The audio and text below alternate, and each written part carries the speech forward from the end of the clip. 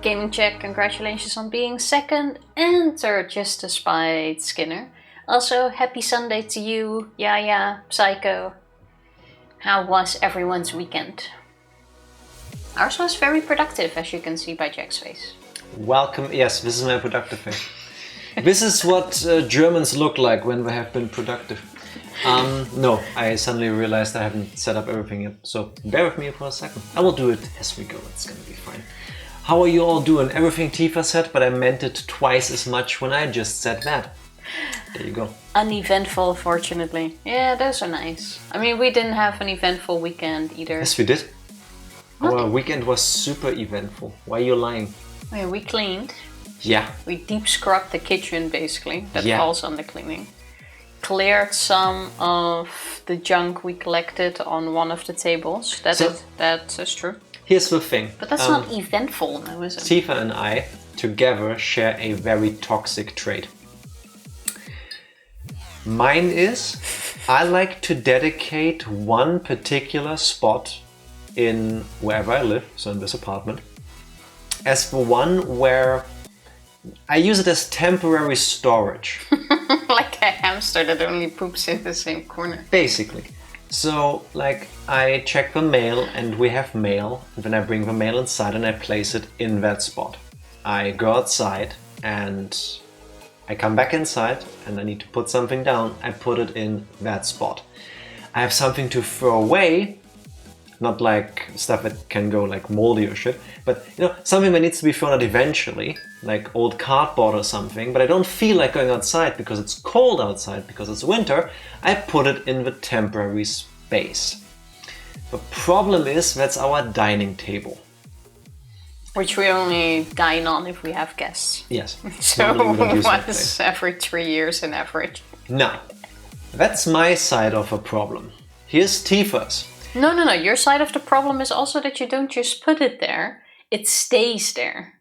Which is also my problem. But the table... Okay, that's the shared problem then? The table was no longer visible. Now here's Tifa's side of a problem. This is an exclusively Tifa thing in this relationship. And maybe some of you can relate, maybe you don't. I do not. I'm just stating that. But I know there are people like Tifa, so maybe you will feel the same way. Tifa is effectively a video game character when it comes to items. And she treats things as inventory. So, I'll hold the spoon. So Tifa has made herself, again, a fresh cup of ginger tea. And that comes with a spoon because there's honey and stuff in there, so she needs to stir it eventually. Now, Tifa, at some point, will not use the spoon anymore. And then Tifa will do the following. She will place it on the desk. And then Tifa will walk away. And then that's gonna stay there. That is not true. I do the dishes. It's true. That is gone by the next day. Tifa goes to bed after stream. I leave it overnight, that is true. Tifa, between the end of stream and going to bed to sleep, will put on like a hoodie or something to be like warm and snuggly and be comfy. And that's perfectly fine. And then Tifa will decide, now I will be going to bed to sleep. And then Tifa, while wearing the snuggly hoodie, will go to bed, sit down on it, realize she's wearing the snuggly hoodie that she doesn't want to wear while she sleeps because it's going to be too warm. And then she unequips the hoodie, takes it, and drops it next to the bed. On the chair. Why did I pick it up from the ground next to your side of the bed this morning? That's because I had put it on the drying rack, which is on my side of the bed, but it slipped off of the thingy. Again, she is placing items she is discarding somewhere in her living space. Tifa is also the kind of person, she comes inside from doing groceries and she has like 2 bags and she takes off her shoes, she goes into the apartment and then she will put one of the bags, because they're heavy, in the middle of a room. Yeah. And then she'll take the second bag, bring it to the kitchen, put stuff away, and then she'll go about her day. And then at some point, I'll walk around and go like, why is there a random bag with groceries here? In the middle of the room. It's like if you play Skyrim and you're dungeon delving or something, and suddenly there are several cheese wheels laying around because Tifa found better equipment, but now she has over-encumbrance, so she's dropping things, like 6 short swords here, a shield there, a nice little piece of armor there. It doesn't happen always, but I cannot deny the claim because yes. Thankfully, sometimes she then puts it into what I have judged to be the temporary space. And then that just piles up. And then every now and then Tifa gets really depressed about the state of cleanliness in our apartment. And then I have to spend my weekend cleaning with Tifa. Tifa admits fault! We're pretty good at sometimes we both do that. I've apologized on stream to you many times before. Yeah, I usually don't have to because I don't mess up as you do. One of us... Yeah, I do sometimes forget about the bag that I put. One of us is more mature when it comes to this. And the other one is Tifa. Like I said, you mess up more when it comes to these things. That is true. That is true. I'm still learning. I'm about to turn 36, but I am still in a learning phase in my life. Hope that never changes. What if you need a spoon in the middle of the night and don't want to go to the kitchen? Well, I want to say the distance is roughly the same. But when we are done streaming, I have my cup here, Jack has his cup here, we also have like an extra glass of water. We just leave that here. That is fine. Yes. It just stays here, including the spoon. And then the next day, I take it and I bring it to the kitchen. And then it's done. Including the spoon. So, I don't. Here's what I do. And you can judge me for that if you want. Usually during stream, especially when it's cold outside, I drink a cup of tea. Again, it's green tea. Tifa was so kind to make it for me before the stream. Thank you very much, darling. Now, usually throughout the stream, I will finish this or almost finish it. And then I will put it here on the desk. And then I will go to bed and I will have forgotten that there's a cup of tea here. And then the next morning, Monday morning now, because I need to work, I will come into this room because this is usually where I sit when I work. That's why you trip over those things, because then you come in here, you have to work here, and then you see my spoon from you. And then I will see the cup, and then I'll be like, there's a sip of tea left from yesterday. Huh? And then, now that the cup is empty on Monday morning, I will go to the kitchen and fill it with water, or make a cup of coffee, or something with it.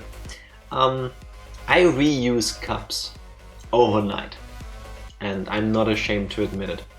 I want to say I don't believe there is a health hazard involved with this because it's just tea, but when I drink it on Monday morning is 14 hours old, I don't think that's bad for you. I do not know if it is, but I don't think so. I'm quite sure it isn't.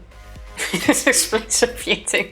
It's like when there's still water in the glass, he also drinks that the next day. To me, that's then dusty water. Tifa calls it dusty water. It feels dusty. Any glass of water that has stood for longer than like 4 or 5 hours, Tifa calls dusty water. At least like overnight. Like overnight, it turns dusty. Sometimes I put something on it to cover it, so that it doesn't get dusty. I don't think it gets dusty to begin with. But just by standing still for so long, it somehow turns dusty in the glass. And you should be super dusty. You did not move at all today. That's not true. I went for a walk. True. This is true. We woke up this morning. More relationship things because nobody asked, but you get that anyway. So... Yes. Nothing. We wake up and then the usual relationship struggle starts. Again, if you've been in that situation, you will know and love this. Hey Tifa, what do you want for breakfast? And then Tifa goes... I don't know. If she's nice, she asks me what I want for breakfast. The answer is, I don't know. I was hoping she would come up with something. I'm like, okay, I'll go to the bakery. I'll treat us to some freshly baked bread and bread rolls. So after, I think, 45 minutes of arguing in bed about what we do or do not want for breakfast, and Tifa, like, being very adamant that she would not go outside because it's cold, I went to the bakery alone to get bread. Tifa It cleaned went the exactly apartment. like this, by the way, because I had to listen to like a very long speech on how he went to the bakery by Yes. himself, alone. But I saw a super cute dog, and I Yeah, sent that's you a true. picture of it because it was adorable. So I went and got breakfast. Then we had breakfast. We watched some fairy tale during that. And then after that I was like, Very good anime, by the way. yes, highly recommended. And after that I was like, we have glass that needs to be thrown away. We need to walk 8 million miles to the next glass container. So how about you and I get dressed? I get my daily walk now, just after breakfast, and we throw the glass away. So we did. Yeah, and I think we have mentioned this before, but we have, like, one street away, we have these glass containers on the sidewalk, and there's no houses around. And you might already be thinking, wait, what is wrong with this story? And then you go like, oh yeah, they live in Germany. It's not allowed to throw away glass on a Sunday in Germany. But there's no houses. Sonntag ist Ruhetag. Sunday is a resting day. True story. But there's no houses surrounding There are these buildings, glass containers. but it's not a residential area at that point. That's what I'm saying. Calling the cops. No, we beat you to it. Wait, so I'm psycho. like, let's throw away the glass here so that we don't have to drag it all the way to the next location. And Jack's like, no, we can't. I'm gonna keep walking that way. I'm like, why are you gonna keep walking? Just throw it away here. That bag was heavy. It was full. I was carrying it. I was carrying it. Yes, you but don't then even it know. still doesn't make sense. The next one is like 500 meters further. So I'm like, just throw it away here. We're just gonna throw it away. And Jack's like, no. And I'm like, why not? And he's like, there's police. Yes, literally, as she was like, let's just throw it away over there, a police car stopped next to us. The police doesn't care if you throw away glass there. They could detect the criminal intent in Tifa's mind. They just parked there for a moment and did whatever. I didn't ask them. They drove off eventually, but they were right next to the glass container. So I'm like still arguing, just throw it away. No. Throw it away. Jack's like starting to act suspicious. No, there's police. Yes. I'm not allowed to throw away glass on a Sunday. I'm not gonna get a stern talking to by a police officer because I threw away glass at the wrong moment when I'm not supposed to. You're not supposed to throw glass trash away on Sundays, at these glass containers at least, because of the noise pollution or whatever. Do you see what I have to live with? Yeah, so instead, allegedly, I walked down the street to the next container. Allegedly, like you're some sort of criminal. And allegedly, then threw it in there. You're such a rebel. In a hurry, by the way, looking around to see if the police would come this way. Such a rebel. That is what I would have done if I had done this. Such a rebel. Good thing this is a completely fictional story and I would never break these rules. Also, for some reason, on those glass containers, somebody like scribbled over the opening hours of a glass container. Yes. True rebels. This is how the rebellion starts in Germany. No. Throwing glass on a Sunday. Allegedly. You were a rebel. Those are the pure criminals. Allegedly. The A word is important. Anyway, so after this little escapade where Tifa almost got thrown into jail and I just kept walking with my glass trash to throw away tomorrow when I'm allowed to, I treated Tifa to some cake. So basically we had breakfast, then we had cake, and after that we played some video games. I was like, what do you want for dinner? Then we argued again for 30 minutes. Then I started making something and then I was like, hey, dinner is prepared. When do you want to eat? And Tifa's like, now. So I had breakfast, 30-minute break, cake, an hour after I had dinner. The walk alone was 30 minutes. You're lying. That was way longer in between. Okay, 25, and it would have been 30 if I had thrown away my glass on a Sunday, which I didn't because I'm not allowed to. What? It's important. So yeah, our weekend was also very uneventful. Yes. And now it's been like 4 hours since I ate something and I feel super hungry. Because we had all our meals for the day in like the span of 6 hours. Because of your stomach, like, yeah, no, I can eat right now. I can always eat. I'm like, okay. Don't rely on my stomach. I will join you. I will eat with you. I'm always hungry. It is what it is. Like if you ask me, when do you want to eat? Now. 10 minutes ago. Fair enough. Oh, and we had to do some more deep cleaning of the apartment because tomorrow morning we have the great pleasure of having somebody come in and replace those measuring things on our heating in every room. So it's gonna be including the great. office, which is going to be really fun because this desk is right in front of it, and it's an L shape. Yes, one. it blocks everything. So after the stream, I get to unplug everything and move stuff, and then they will have to get on their knees because I cannot move this desk out of a room. It is physically not possible without taking it apart completely, and I'm not gonna do that. I'm just saying. But yeah, the deep cleaning is not for that dude though. The deep cleaning is because once we go on a vacation on Saturday, we come back and then our family my family comes over and stay here. And for that we are deep cleaning. Tifa, I kept giving you such subtle hints. Hey, why don't we book 2 hotel rooms for all of them? You're like, no, it's fine, 2 of them can stay with us. And I was like, I'm already booking the hotel. I can do 2 rooms. And you're like, no, it's fine. Just 2 of them. I can book 2. We have my grandfather coming over, my little brother, my mother, and her boyfriend. So basically the idea is my grandfather can stay in our room. We can sleep on an airbed in the living room. My little brother can stay on the couch. And then I'm basically out of space. So my mom and her boyfriend can stay in a hotel. See, it works just fine. It's like Tetris. We get this. Hate to have to clean then. Yeah. Yes, cleaning up sucks. I don't feel like deep cleaning is necessary, but it also got to look a tiny bit presentable to not feel like I embarrassed myself to someone who I will never see again and who will never enter my apartment again. I don't care about that. The problem is moving stuff so that they can reach the heating. Because they just want to do their job too. I don't want them to jump through burning hoops. But, you know. Yeah, but I also At the don't same time, want... it's disrupting my life. I didn't mean to move my furniture for you, sir. Or madam, I don't know. It specifically says on the sign, they pasted on the door too, that if they can't reach it... They pasted on the door? Stick it on the door.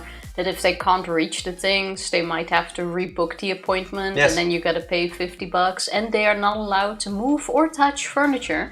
So you have to do that in advance, which I can sort of understand. The moment they move it and something breaks, all hell breaks loose. I will build everything in the apartment so that just by them doing their job, it will break, and then I will sue them, and then I'll become billionaire. One thingy. Making that katana money out of suing people. I want to say suitcase, but that's not the right word. Unscrew some of the table legs so that if you just like touch it, it falls over. If you just breathe at it. No. No, that's me. Don't do that. That would be horrible. Don't do that to people. And you only have yourself on that. So yeah, tomorrow morning at 9. Great. Good thing we're both here at least. That is true. You know what's also great? Reminding Tifa that she has to do a recap of the last time we played Higurashi When They Cry, Chapter 5, Meakashi. I still wanted to talk about one thing.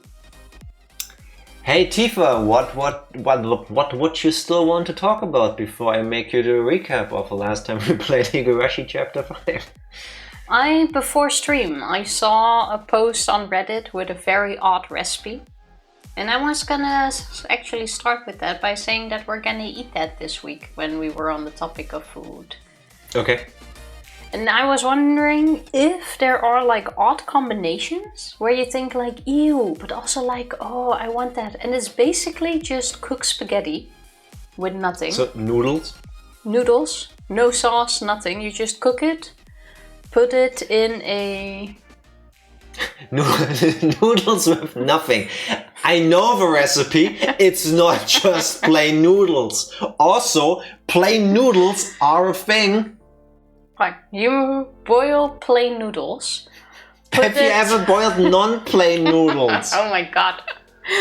Just leave it. You put it in a baking dish. She has such a way with words. In layers. together with sauerkraut. What's sauerkraut in English? Sauerkraut.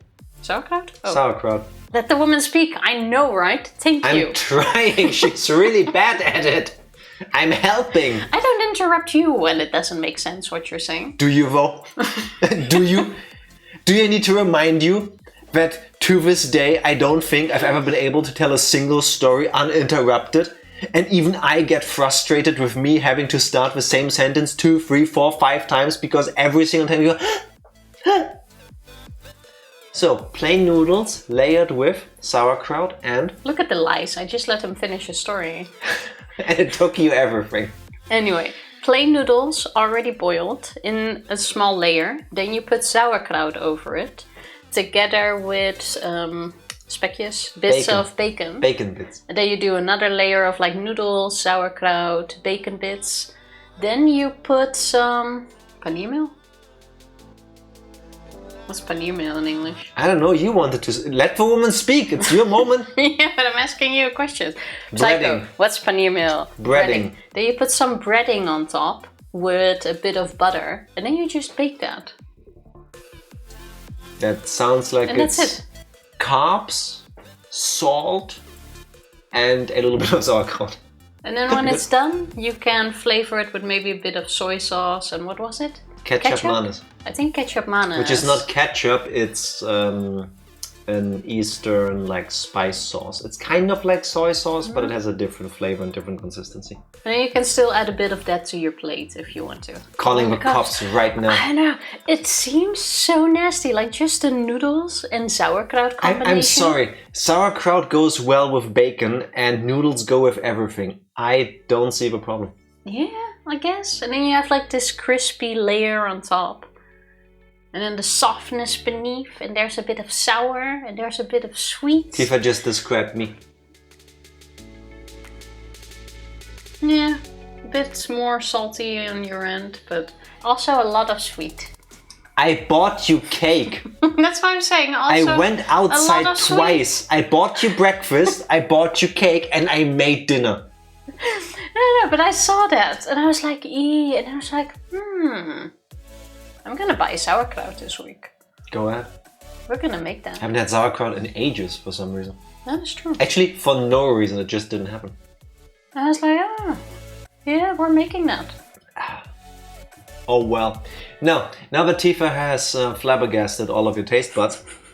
Hey Tifa, what happened the last time we played Higurashi When They Cry Chapter 5 Meakashi, also known as Higurashi When They Cry Kai? So the last time we played Higurashi, Satoshi is still missing. No one knows where he went after the murder of his aunt.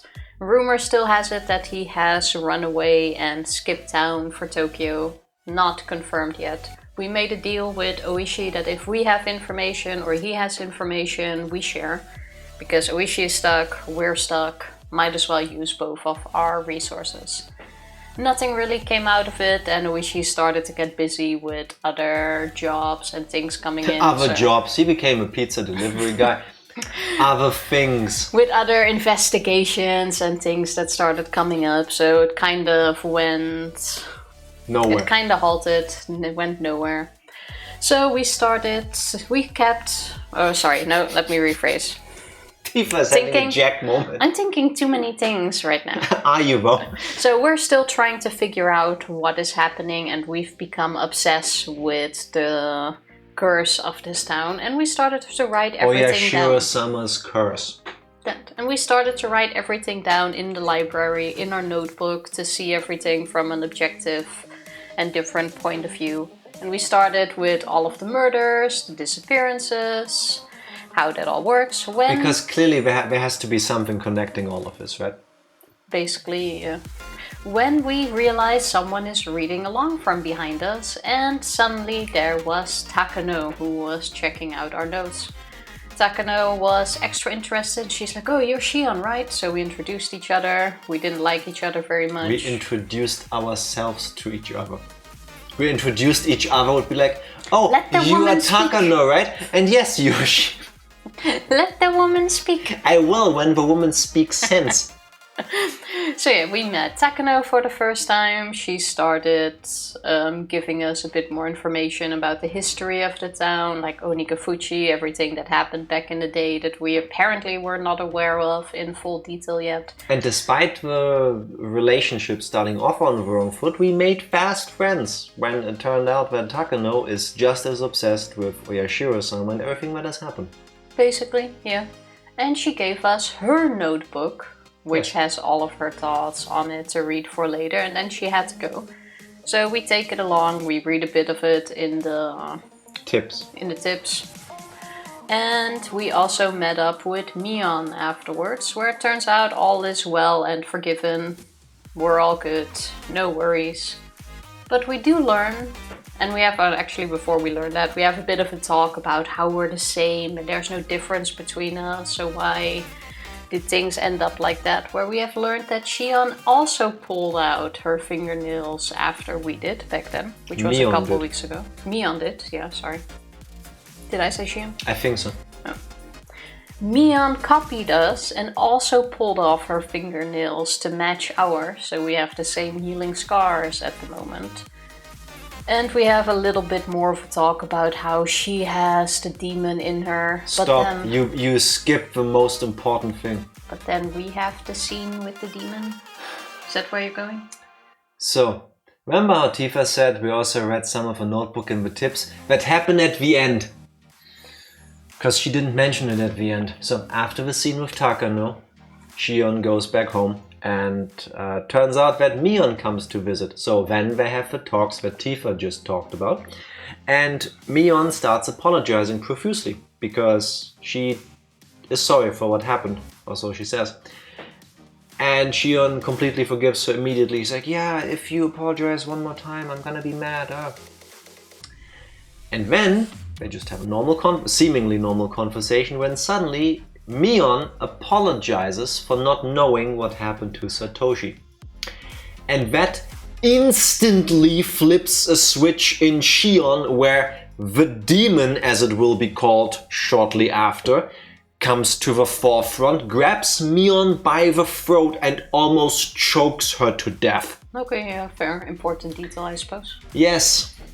Shion thankfully regains control over her senses, puts Mion down again. Mion is weirdly okay with that outburst. Shion has a whole inner monologue where she yells at the demon inside of her to stop this. And then her anger just subsides and then they both cry and hug. Yeah, and it seems like after that we Shion... check Takano's journal. Seems like Shion also inherited the demon. Yes. Or only inherited the demon. They even have a little moment about this. Oh, you are the heir. You are the demon, Mion. And then Mion is like, but I never wanted any of this. Leading to my theory, by the way, I don't have a notepad open. Leading to my theory that Mion and Shion were switched. The girl known as Shion is actually the demon. And probably, I think, happened at some point because a lot of people have identical twins and confuse them for each other. So they tattooed the wrong girl. That could be. Could be. And that's what happened last time. Which would make double sense now that I think about it, because, yeah, that's the end of recap. Theory crafting with Jack. Remember how... Put on the game at least? No. Oh. Wow, let the man speak!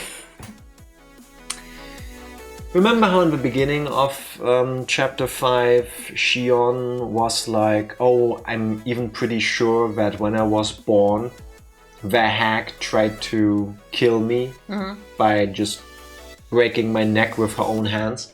Yeah. It's kind of what we did to Mion. Maybe that's a demon thing in the Sonozaki family. I don't know if to the hag choke had people to death. Said it like that, but she did say would have tried to kill her, yeah. Yes, exactly. So what if the demon Sonozakis are the ones that like to choke their victims to death? Nah. It would be like Star Wars, like it's like poetry, it rhymes, with Shion then as the demon choking the inferior non-demon Sonozaki. Kind of copying what the hag did to one of her babies. Yeah, if you don't have another weapon, that's the most logical thing to do, to try to kill someone. So no, I disagree that it's a demon thing. In a game that is all about questions and answers and how things are or aren't connected, you want to go with, oh, she didn't have anything else. Yeah. Alright. She could have ripped out her earrings. That doesn't kill you, now does it? No, but it hurts like fuck. But that's not the point, you said kill. I guess. See, I am not very good at murdering people, so my mind goes somewhere else. Kinda weird, Tifa. Anyway, hey Tifa, are you ready to continue Higurashi? Yes, I am. Same! Ta-da! Video games. Load. It's actually been a whole week since we played this. Yep. Did we go through all the tips? Yes. Yes, we did. Notebooks pages 50, 64 and 85. I'm still a bit annoyed that the notebook has a different color in every picture. A love that is light and fleeting like a soap bubble. If it seeks the sky, it will break and vanish before long. The girl's thoughts weren't granted. The girl's thoughts weren't granted. The tears that were shed changed to the color of blood and yearned for sacrifice. The sadness that pierced her transformed into rage and ultimately to murderous intent. Everything was absorbed in pure black and the darkness continued to spread. In the end, even to herself. Meakashi. Would it be better if I hadn't been born? This blood-stained hand couldn't even grasp the air. Is it Meakashi or is it Meakashi? I think that's just to probably highlight the wordplay that's in there. The fourth year of the series of mysterious deaths in Hinamizawa, also known as Oyashiro-sama's curse, 1 year after Satoshi Hojo's disappearance. Hey, we have a time skip to now... To Keiichi. To Keiichi, so we have a new main character starting today. No, we don't. This is Keiichi. New school. Finally! I'm guessing Also, that no. means we're... No, Keiichi doesn't go to school in Okinomiya. That's still you. Oh yeah, true. I can't press A because Tifa is confused. No, but it would have made sense because it's 1 year after the disappearance of Satoshi. That's also where Keiichi comes into play with his new school and all of that. But it's not an Okonomiya, so you're Are you right. trying to say we should swap all roles? And you'll be Keiichi and stuff? Give me your best ooishi. Sure, not say a sentence. I haven't been able to get used to my new school in Okonomiya, but I had some friends there now. Since I got a part-time job at my relative's store, I had some extra pocket money too. I ended up living with my parents after all, so I didn't have to pay for living expenses. Oh yeah, that was also part of the talk we had with Mion that our family dad wants her to move back in with him. Yeah, exactly. As in the family, not the hag in the Sonozaki residence. Her dad asked her to move back in with them. It felt great to get to freely spend the money I earned from working. I still used the room Kasai set up for me from time to time. It was a convenient hideout for when I didn't want to see my parents. In fact, I was planning to spend a day there today. That must be so great as a teenager. I know, right? That sounds like the dream. To just go, yeah, I'm not gonna go home tonight. I just want to have my privacy and be by myself or whatever. Yeah. That is quite nice. Damn that teacher! She told my parents that I was skipping classes. My dad got upset and that was why I didn't want to stay at home. I had been asking for it though. After Friday, I learned that the right move is to now insinuate that the teacher sexually harassed you. Whether they did or didn't doesn't matter, just accuse everybody. And then keep lying, and then make big money off of this, get to LA, get a drug problem, and just live your life. Basically that, yeah. My teacher should know that my dad is a Yakuza and that he gets really scary when he's mad. On the whole, my life had been going well so far, except that it was boring. The reason I could enjoy this lifestyle is probably because I had to live in secret before. It was a great relief to be able to live without having to fake my identity. Agreed. Also, now that I just realized, what I said was completely wrong in the story of Class of 09. She didn't insinuate that it did actually happen. With the settlement, it did, yeah. But in one of the other stories... No, all of it seems to happen. So... No, but one of them we lied. Yeah, but well, true in that storyline. Yeah, fair enough. In the one where we actually told the truth, we didn't even see the court scene because we just settled and took the money. Oh yeah, true. And in the actual court scene, we lied. It's only been 2 days and I'm already getting hazy. You could bring up a nail story, it wouldn't even be a lie. Yeah, exactly. That's true.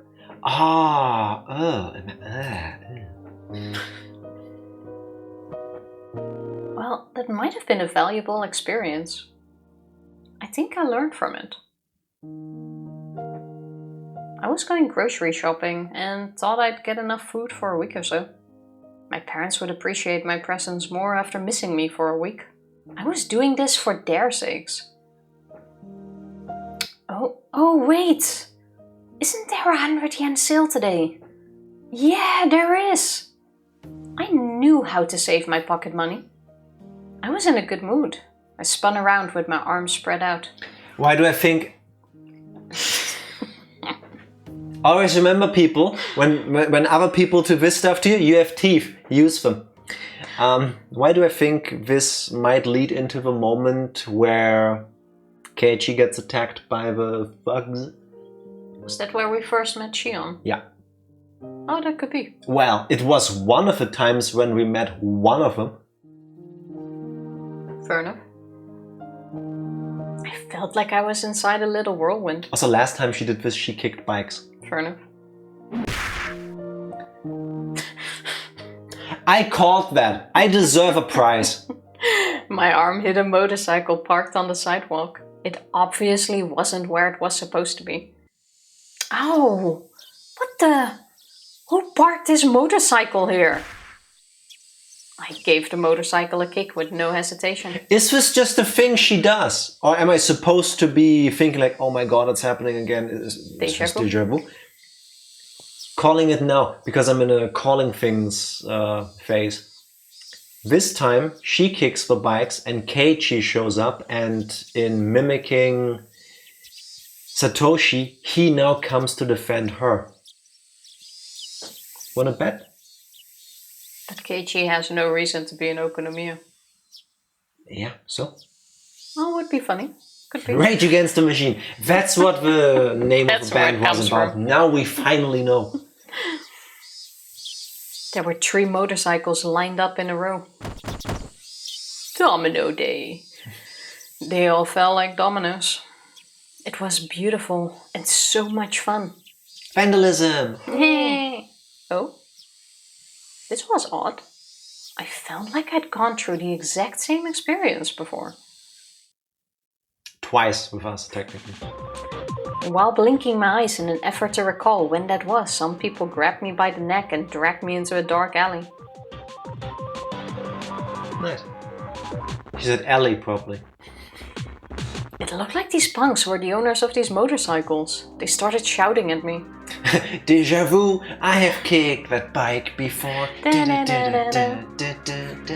It even has the same scratches. This really was strange. I was having a déjà vu. So I was having déjà vu. Yeah. There's no A in that. No. I always would say like I have a déjà vu. But it's just I have déjà vu. Yes, I would say, given how people normally use it, a déjà vu is fine as well. But technically it's I'm having déjà vu. I'm having something I've seen before. The fuck are you, bitch? What you think you're doing, huh? Fucking bash your head in, bitch! Gah! Gonna pay for what you did. That's right. It was when I met Satoshi-kun for the first time.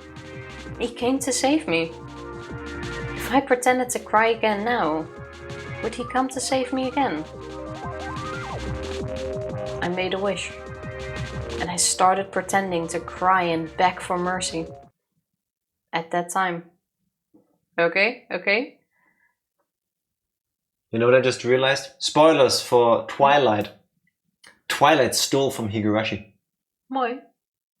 Is it the second or the third movie / book where Bella and Edward break up, and then Bella goes into the next city and purposefully gets into dangerous situations, and then you get this really shitty like vision image of Edward going like, no Bella, don't do this, it's dangerous. And she was like, no, go away Edward, I can't think of this right now. Now that you mention it. Stephenie Meyer stole from Higurashi. But this was actually, it was basically on purpose. At that time, I doubted Myers. Now I see Edward in front of me. I told you. Yeah. You're right. Tifa, quick, buy a lottery ticket. Gigi. Buy a lottery ticket. Cut it out. Can't you see she's crying? It was a boy about my age. Also, this confirms chapter 5 does not lead into chapters 1, 2, 3 or 4, as far as we know. Because this never happened in any of the chapters we've seen so far. Bam! No. Tifa, debunked. I mean debunked. Debunked. Actually true, I said the answering arc would be a replay from a different perspective. Yeah, that is debunked. Third time for good measure. Debunked. This feels good, I'm on fire today. Why are you so happy about something being debunked? Because I'm happy to be a writer when it comes to these guesses when you... But you're not a writer yet. Yeah. Sure feel like it. Well... Read your line. You are actually, because you are right for me. I'm also right for you. That was very cheesy. Yeah, and it kind of gives off the wrong vibes. I couldn't quite see his face because of the light illuminating him from behind. Satoshi-kun? Tifa's reaction to laugh. Her stomach goes... It's a crying hiccup. Mm-hmm. Yeah, it's a... Satoshi. Of course it couldn't be him. It couldn't be.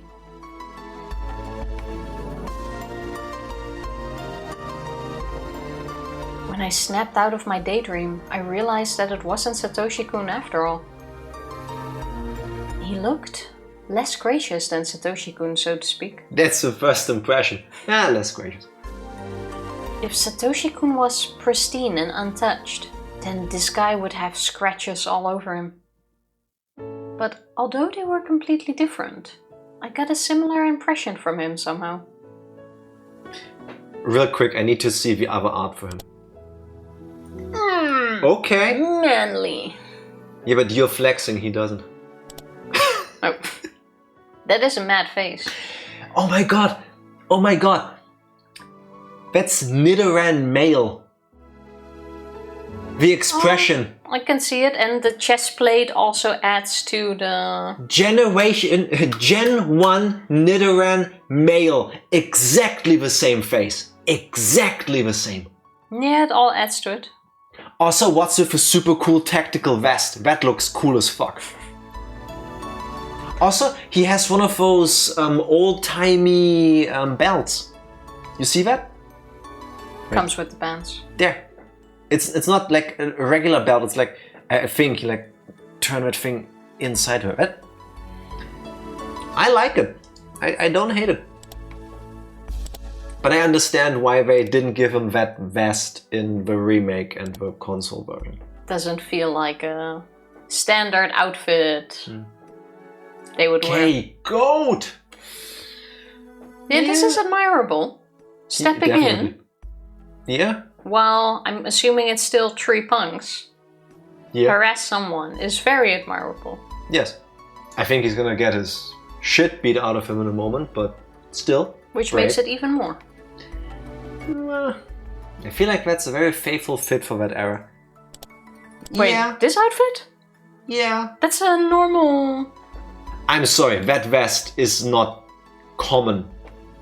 At least not over here at that time. Yeah, but if But that's for a the fit 80s, for that era... for back then, yeah, I'll see it.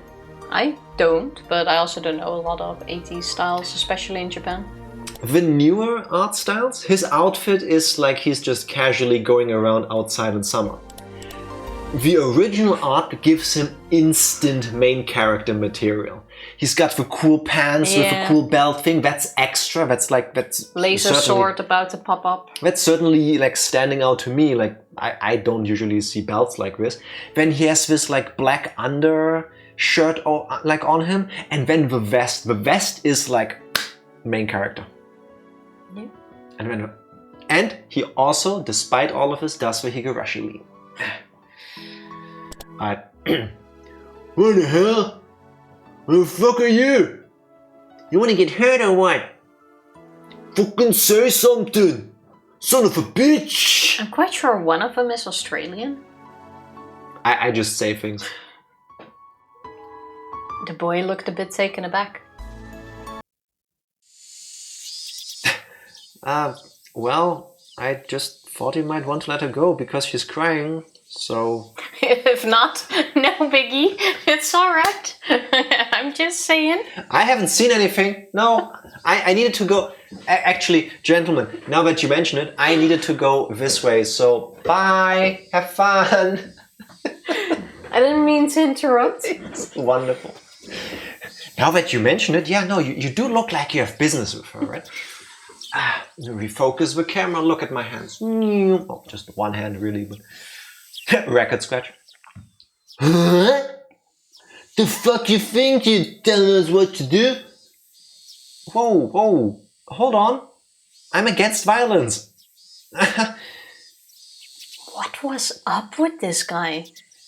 I felt ashamed that I mistook him for Satoshi-kun even for a second. He seemed cool at first, but he wasn't as cool as Satoshi-kun after all. Well, I mean, I'm sorry that your motorcycles were knocked down, but I hope you don't feel too bad about it. How could I make you feel better? Of course, we don't have any money on us, you know? Also, I'm sorry, but following 3 guys into a dark alley and then go, we don't have any money between us, but how could I make you feel better? I think I've seen movies like this before. No, I haven't seen them, but I've heard of them. Backtracking. Allegedly. If you don't get the money, then... If you got you no money, you gotta pay with your body. Calling it. Calling. Check delinquent, confirmed. I don't think Keiichi will pass the charisma check. No, he isn't. Nah, he will. Oh my god. I liked it better when you were the delinquents. Say it like they do in the movies that you allegedly watched. They don't talk much in those. Usually there is no dialogue. So I've heard from people who have read in books about the production of such media. Of course. This chick's got some real nice boobies. Let's strip it down, see? Yes, I had to do it like this. Hey, are you kidding me? I tightened my grip on the stun gun in my pocket. I forgot you had one. Then I turned it up to the maximum intensity. Don't hold a grudge against me if you die, pervs. I love it when girls get stripped in those porn videos. Yeah, the stripping is better than the actual sex. They indulged in their imaginations, which aroused their spirits. Their spirits. Hey now, why are you perverts closing in on me? They just said why. Your gross hands are groping in the air. Chiroppai. Boing, boing. Look it up, it's a song. We're performing a song. Which has nothing to do with this situation. No, it's completely consensual. It's about somebody's love for boobies. booba. Are you gonna try and violate me? Stripper's awesome. Stripper. Yeah. Let's strip her from the top to the bottom. Socks off, she'd be as naked as the jaybird. What's a jaybird? Also, from top to the bottom, and we start with the socks. I don't think very smart. They deserve what's coming to them next. Hey, are you out of your mind? Don't touch me with those filthy hands. Then a flash of light cut through the air. Was that the boy?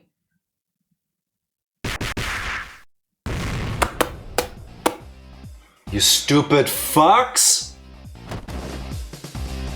Blows like thunderbolts knock the punks down. I still think it's Reina cosplaying as Keiichi. Wow, so he was actually strong after all. What the hell? You want some? Huh? You don't have a clue, idiots! What the fuck are you on about?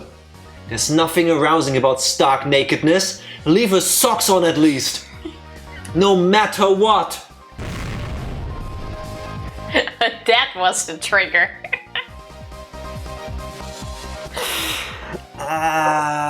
What kind of socks are we talking? Are we talking just regular like socks or are we talking thigh highs? Because... Oh, here I was thinking pizza socks. Like, you know, print on it. Laughing kind of ruins the moment of arousing the spirits.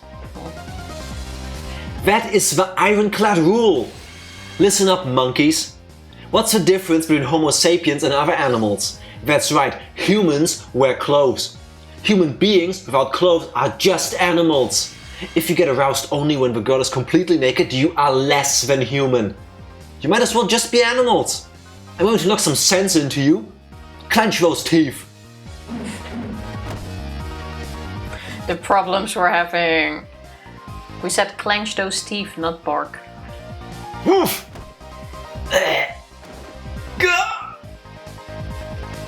Mention a porn movie, didn't you?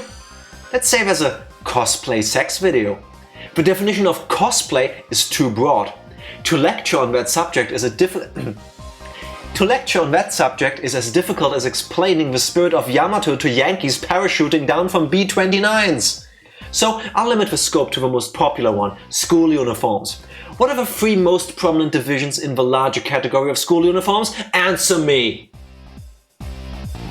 That's right, regular uniforms, gym uniforms and school swimsuits.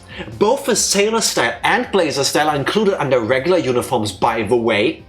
Gym shorts and bloomers are likewise. I never understood why bloomers are a thing for kids during sport. And the color preference between white and navy school swimsuits is the same. Well, doesn't this sound exciting already? Let's say each of you has a preference in one of these three divisions. Hey you, delinquent A, you take the regular uniform. Delinquent B, you take the gym uniform. And you, delinquent C, you take the school swimsuit. Picture the image in your head within 3 seconds. Are you done? That's not good enough, do it again. Let's say there's a porn video of your favorite cosplay. Use your imagination, come on! Say, sir, yes sir, when you got it. Hey, you gotta say Are you really military man, you maggots? Good, you all seem to have an image in your heads now. Let's move on. Imagine that your favorite cosplay is stripped entirely naked because of your stupid desire. Now think! If you take all their clothes off, that's not cosplay anymore, is it? Is the wig count? That sort of video is rampant lately. It's just lamentable. Humans without clothes aren't civilized, they are animals. If only naked girls excited you, you'd be a pack of dogs, monkeys or pheasants. Pack your bags and get out. Wait, get back here! As you know, a huge amount of Russian porn vids are going around lately thanks to the end of the Cold War. You don't know that? Get out of here! I heard that a style called Beautiful Russian Schoolgirl, which is a combination of a Japanese uniform fetish and some Russian thing, is emerging, but I never accept that! School uniforms are part of Japanese culture and art. Those stupid barbarians will never understand the Japanese spirit. Are you listening? You pathetic squid! Clench your teeth, I'll train you till you drop. I won't let you sleep until you're capable of perfecting your imagination skills. I would be in so much shit. Here comes my whip. Is that the same as your spirit? Sometimes. Tifa, live reaction. I can't keep defending Keiichi. Oh, but the song Psycho fits perfectly. You and me, baby, are nothing but mammals, so let's do it like they do on the Discovery Channel. I don't understand why this scene wasn't necessary. Awful shit posting about erotica. Sometimes in life, you just find something that you're very passionate about. It doesn't even matter why, you're just very passionate about it. And then all the stars align. All of them just go click, click, click, click, click. And then you go, this is my moment. This is my soapbox. I'm gonna stand on this and I'm gonna tell you what I think. The world will be a better place for it. Yeah, but to be fair, this scene does feel very necessary because it immediately shows Keiichi's interests. Yes. And it's the first expression, it's the first impression you have of him. Like, this dude would not beat them up because they were trying to grope us. He beat them up because they tried to take everything, including our socks off. Like, there's a line that was crossed there, and that is where the passion started dripping through. Yes, 100% what she said. Also, I want to say, even if you cosplay someone and you take off all of your clothes, if you have the wig on, it still counts, doesn't it? I never thought of it like that. I will need to process this question. Please expect an answer in the next 4 to 5 business days. What? Hey, Keiichi said question. the thing. I'm just disagreeing with him here. I think it still counts as cosplay. Well, then you two are an animal, Tifa. Sometimes I think these two share brain cells. So beautiful. It is, isn't it? Shows a heavy contrast between Sato Goat and Kei Goat. Yes. Yeah, exactly. Yes. And I think for that it was necessary. Was this scene in particular the one they had to go for? Yes. We can argue about it. But. Yes. My one comment about this scene that I just had the pleasure of reading, I would have, from an escalating thing standpoint, I would have preferred this scene first, and then the toilet conversation with the baseball player after that. Remember when he had to talk to the guy that eats cake at Angel Maud? The way he would use his mouth and hands on girls in his imagination? Yeah, because I remember. That conversation went from 0 to 1,000,000. Keiichi already... This one felt tame in comparison. Already dropped a couple of things which showed he's a pervert. I just don't think... Yeah, well, not to this extent, I want to say. Cake guy incident all over again. Yes. Sorry, I had to do that. I feel like I had to. Yes, that one. That was also pretty wild, yeah. Yeah. I needed to shower after that stream. Just to get, my soul felt dirty. No, but seriously, bloomers. Yes. For high school girls in Japan, I still do not get how that is a legal thing and still an acceptable thing. For the same reason that... Psycho, you might have seen it on television depending on what kind of channels you watch. Not talking about porn. There was a bit on a German satire show. Wait, hear me out. There was a bit on a German like late night satire news comedy show thing, where they were talking about the case of a high school / college girls volleyball team, like semi-professional kind of stuff. like big enough that they draw in sponsors to like give them money for equipment and stuff. And they had now gotten new outfits thanks to the sponsors, and it was very showing. And the sponsors, or whoever bought these things, also made sure that the text of the sponsors would be right here, on the ass, or in the crotch. They didn't have more cloth. So first of all, yes, they didn't have more cloth, but also you're highlighting things, right? Like the back was just the number of a player. And then the journalists go over and ask the people responsible for the team, like, I think it was, the trainer was a guy and I think the manager was a woman, or vice versa, it doesn't matter. So they ask him like, are you okay with this? And they're like, yeah, I don't see the problem, it's sponsors. And then we go, okay, to the man, like, would you wear this? We actually came here prepared, we brought a Speedo. You know, like the least amount of cloth you can wear as a guy to still go compete in any sport.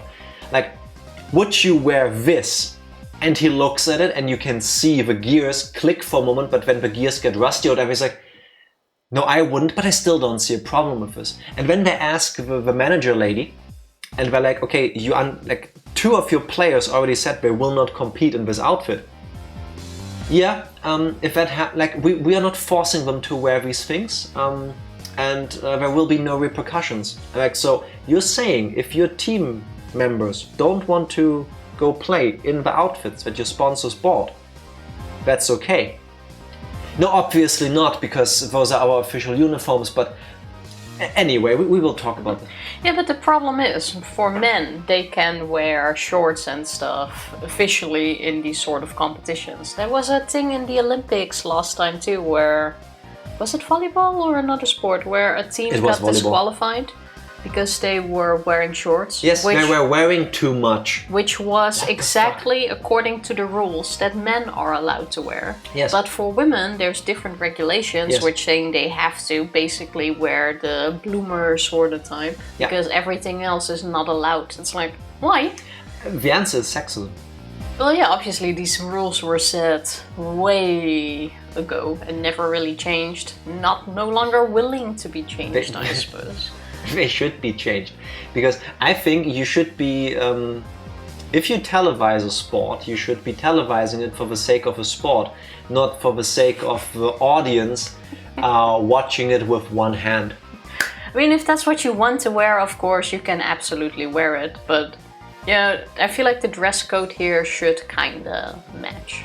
If one side is allowed to wear it, why not the other? No one would watch it if the women wear too much. No sponsors, not profitable. I think that is ultimately the problem, yes, but that is the sad truth. There's a step before that that I think needs to be addressed. I don't have a patent answer for it because I cannot erase sexism, but I would like to. Meanwhile,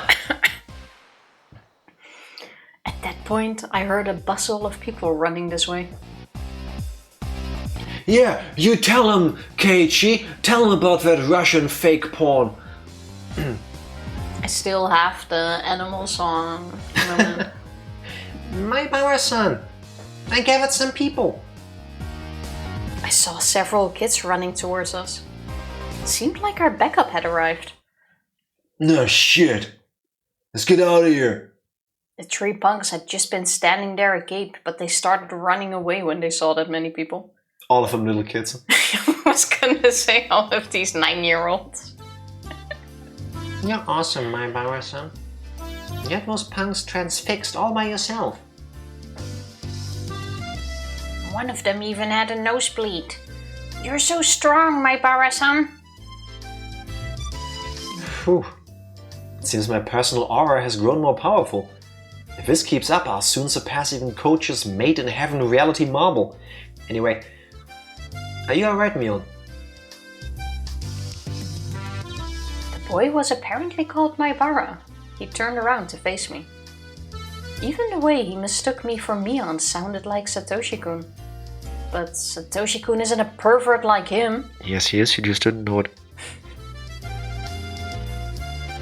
Probably. The hidden joke is the guy got a nosebleed not because he was hit. Oh shit, that did not Because even of connect. the arousal of his spirits. You know, Japanese humor, yeah. That's No, that was when he was starting to imagine the school uniforms. Yes, has to be. It's all Keiichi's. I was anxious to see how you'd fight back, but I guess 3 guys were too many, huh? I don't believe it. I was still confused. I couldn't yet grasp the situation. Who was this guy? Mion has friends like him? I was still spacing out in shock. So I forgot to move, until his hand touched my head. Well, you know, I'll forget that I saw you cry, so cheer up, okay? Rup, rup. The boy called, yeah, that's enough. The boy called Maebara stroked my head roughly. There you go. It didn't feel good. See? I'm giving Tifa the 4D Higurashi experience. Oh, that's what it was. Oh no, quick, a summer breeze.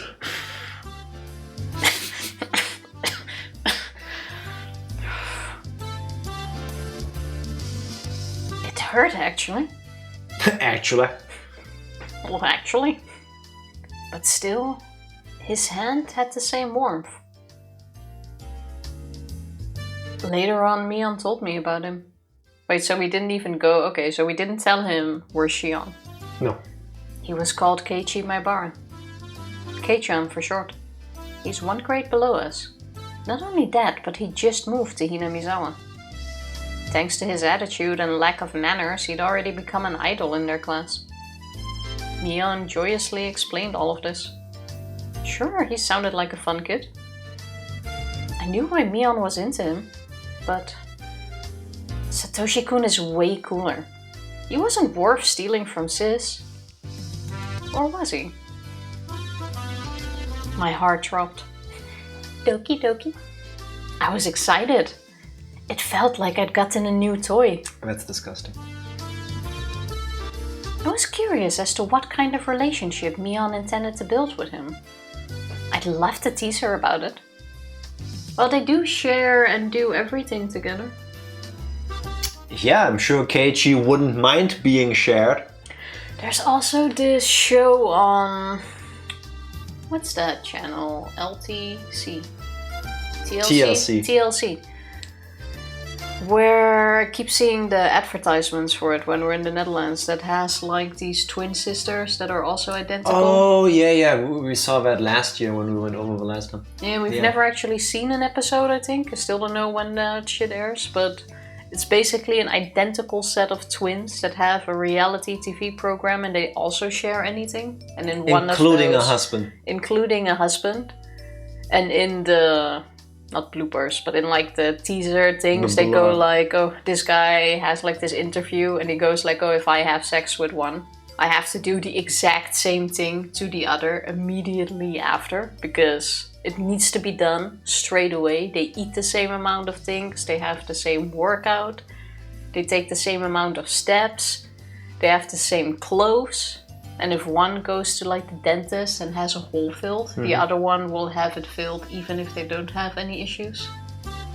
Just so that they are exactly the same. It's a bit much, I think. I mean, I don't know what kind of like place that comes from, but it sounds like a bit much. Yeah, that was also in one of them. One of them had to get their tooth pulled, so the other one had to get her tooth pulled. Don't know if they actually went through with it or if the dentist even goes through with it.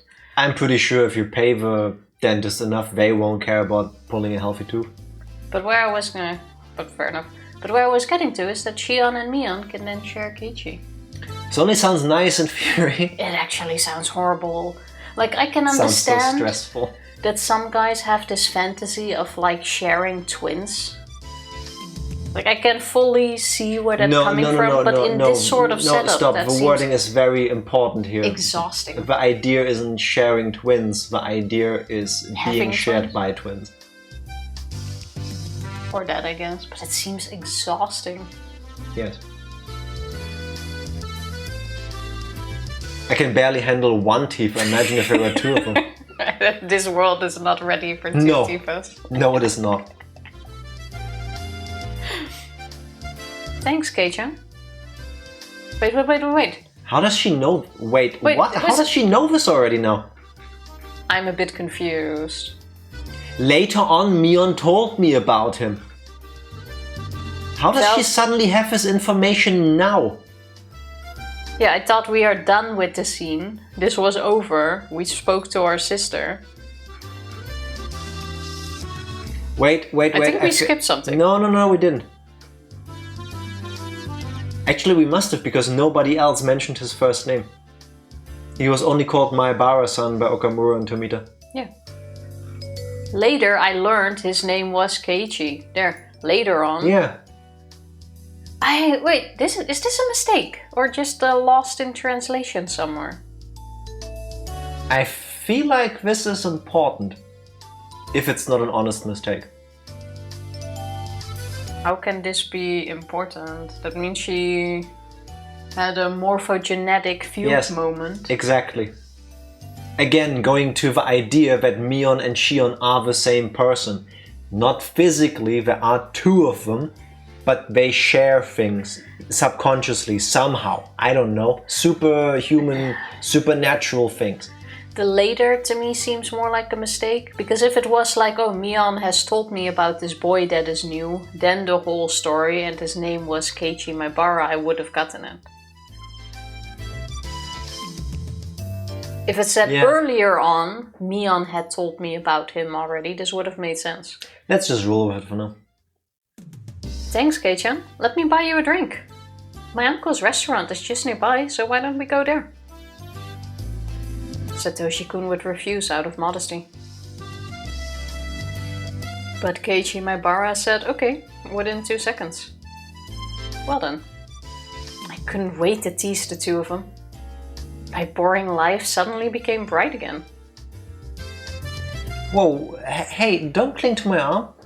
So are we just gonna abandon the other kids that he was playing with? Yeah. Okay. Screw him. Oh, don't you like it? Well, I don't hate it, but it's just your breasts are touching me and... My breasts bother you?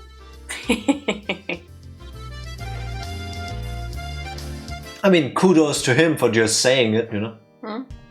Keiichi Maebara was fun. Mion thought the same way I did. She would always talk about him. See, it must have been an earlier... Unless we now had another time skip, which I doubt. I think we did. I was happy for her. It made me smile. I guess Kei-chan is really your favorite. Huh, sis? What's the most interesting thing about him? This is so confusing. Well, let's see. To put it plainly, he's just funny. For example, just a couple of days ago in the club. Mion really liked him, but didn't seem to think it was love yet. She's reserved in that area, so that was really like her. As for me, well, I didn't hate him, but my feelings weren't the same as Mion's. Kei-chan was just too childish compared to Satoshi-kun. I wondered how Satoshi-kun was doing. Was he waiting for things to cool down somewhere far away? The case had already been solved though. That dopehead was the murderer. There was no reason for him to wait anymore. I shook my head. I shouldn't think about it too much. Oh wait, I know! The case was confidential, so the arrest of the culprit hadn't been made public. So Satoshi-kun just hadn't realized that he could come back. I know he's a little thick-headed. Maybe he'd be waiting for things to calm down until the end of time. But if so, couldn't he give a call to Satoko at least? He should tell her he's living in a faraway place, but that he'd be coming home soon. Ah, that stupid Satoko. She'd been living with Rika Furude since Satoshi-kun went away. So nobody would pick up the phone even if he called. Stupid girl. Don't you want your big brother to come home? Given Satoshi-kun's personality, he wouldn't remember any phone numbers other than his home number. Yes, I agree with that. I still know my home number from 15 years ago. I don't, Or but longer. I recall my grandparents' landline number. Yeah, I know my landline number and my best friend's landline number still. I did the German counting! Yes. 1, 2, 3. I am so disgusted with myself. I did... Yeah, how else would you do it? 1, 2, 3, 4, That's also a 5. good way to go. Cool people. No, you go... No, nobody does that. Not... And then... Read your lines, German Tifa. Oh, wow. Sorry, Psycho, but the German way of counting makes no sense. It's the best. No. Can I cut off these fingers? It's okay. No, Mion, you do not.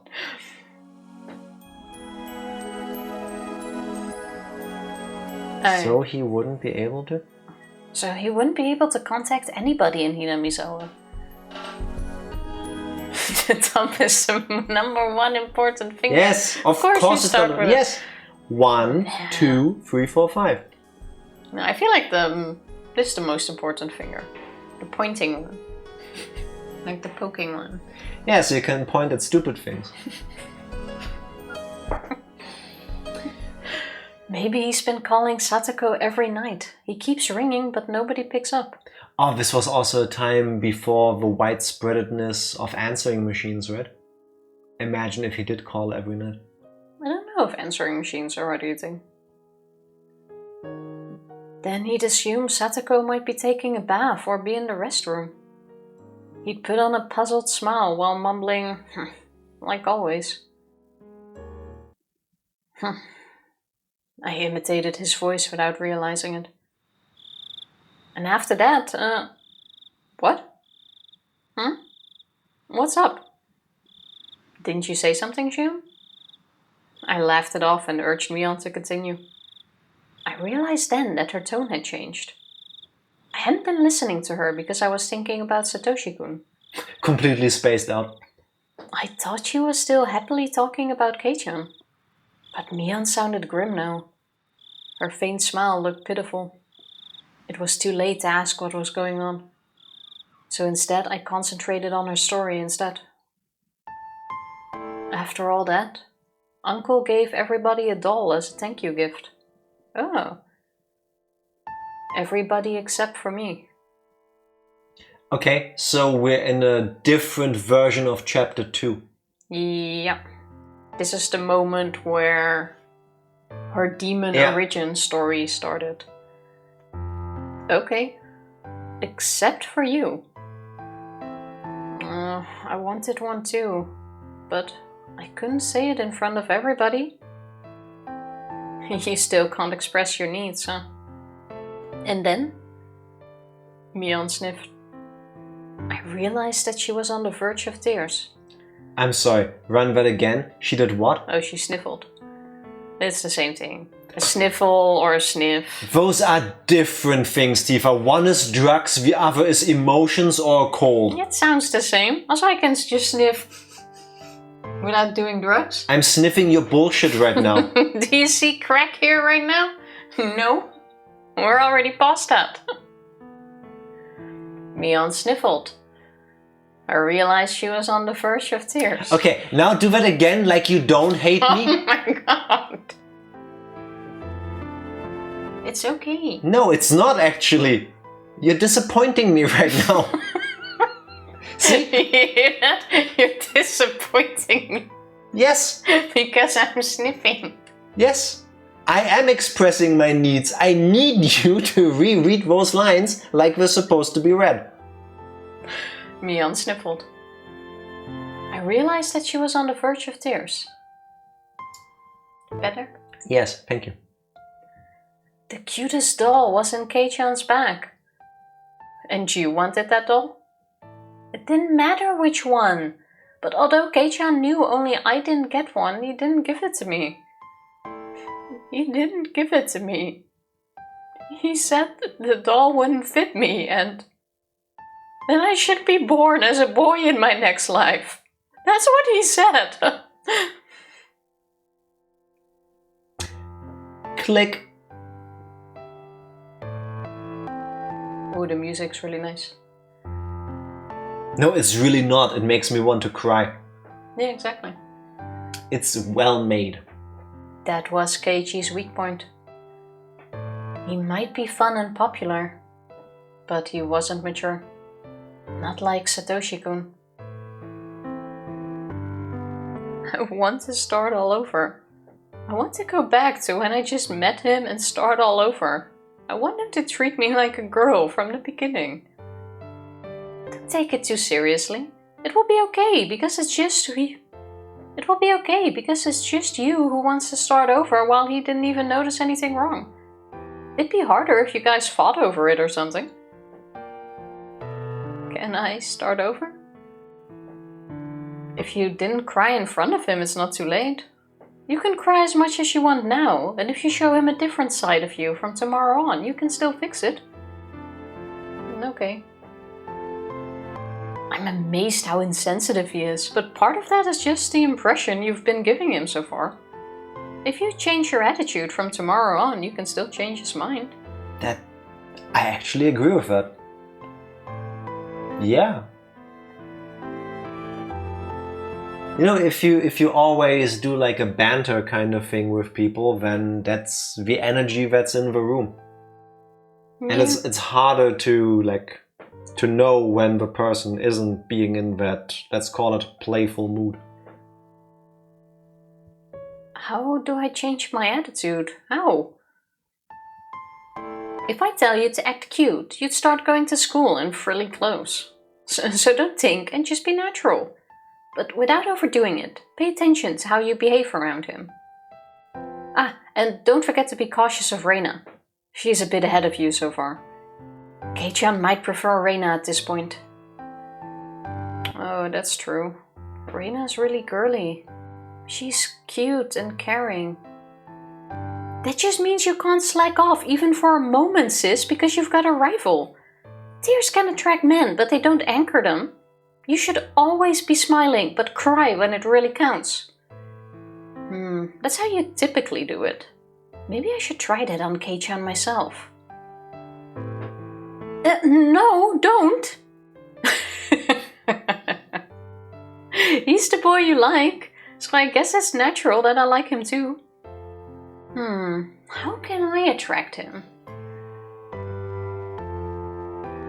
Hey sis, why don't we have a competition over him? Oh my god. No! Never! I'll kick you into orbit if you come near Hinamizawa.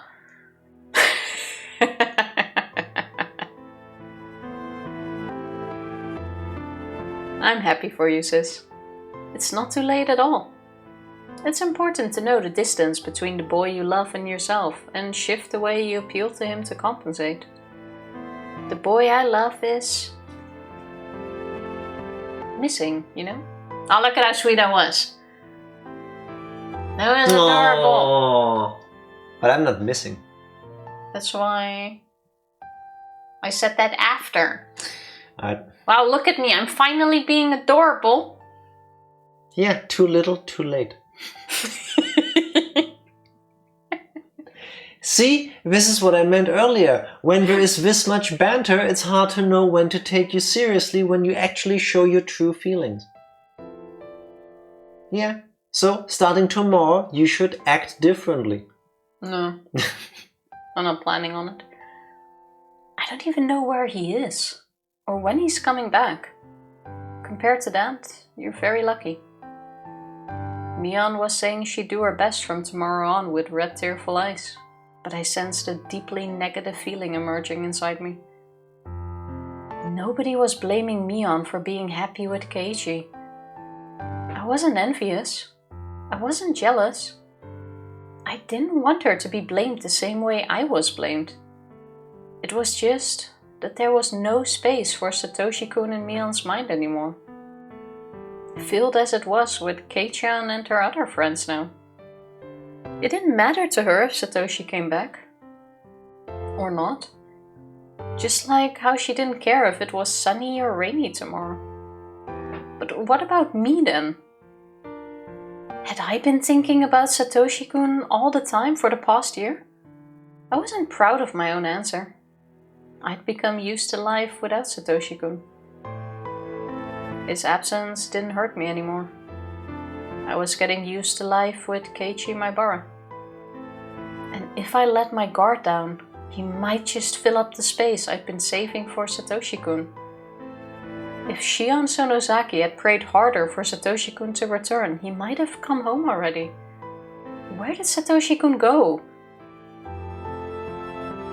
Last year, right after his disappearance, I'd paid close attention to the information circulating in the Sonozaki family and its underground connections. And I frequently went to the police station to check with Ooishi for new information. Even with all that, I couldn't get any new leads on his whereabouts. I eventually became interested in Oyashiro-sama's curse, which surrounded Satoshi-kun's disappearance. I researched the dark history of the village, and the more I looked into it, the less likely his survival seemed. I'd returned Mio-san's scrapbook to her, and then I hadn't gone to the library since. I started a new life in school. I'd made new friends, and in the same way, as falling leaves cover the ground, I felt like I was losing sight of what was really important to me. It was already almost the end of spring. They said that summer was coming early and it'd be very hot this year. Normally it'd be the rainy season now, but we'd had no rain at all. The Watanagashi festival was right around the corner. It's been almost a year since Satoshi-kun went missing. In Hinamizawa, they don't allow you to talk openly about Oyashiro-sama's curse or the series of mysterious deaths. So everybody acts like the murder of Satoshi-kun's aunt never happened. Sounds about right. That's because Satoshi Hojo-kun was a member of the family of traders. He fell victim to Oyashiro-sama's curse on the 4th year running. He was demoned away. Everybody was trying to forget about his existence and erase their memories of him. Don't make him disappear because of the curse. Don't erase his existence. Satoshi-kun was living in Hinamizawa just a year ago. He went to school. He was an A student. He was a member of the Hinamizawa fighters. He could never hit the ball when it really mattered. He was unreliable but pure. He was warm. Because of the curse, people made him disappear. They stopped mentioning his name and acted like he never existed. A new resident like Keiichi Maebara wouldn't even know him. He seriously believed that Satoshi-kun had transferred out. I miss you, Satoshi-kun. I want to go shopping with you again. I want to be in a baseball game with you again and get a cool drink afterwards. I want to tease you, and I want you to stroke my head again. Your hand was so warm. I felt as if my whole body was being caressed. Satoshi-kun. Feeling better? Much better. Streamline! Quick! I haven't opened this notebook in a while. My feelings have been written down for over 150 pages. This notebook is the key to my heart. The other me who's been sleeping since last year is slowly waking up. Here it is. Notebook page 150. How about as the other part of Shion slowly wakes up, we not so slowly take a break because all of that tea I had been drinking suddenly wishes to leave my body. It's okay, we don't need to know why you want a break. I'm telling you anyway. I gotta pee. BRB. BRB. We're back. We are. It's funny because I snacked on some leftovers from dinner during the break and Tifa didn't, and she went. Go on then. You ready? I'm quite amazed by your dirty deeds, Keiichi-san. You know it. He is a boy, after all. Shi-chan? Shi-chan? Keiichi-kun looks confused.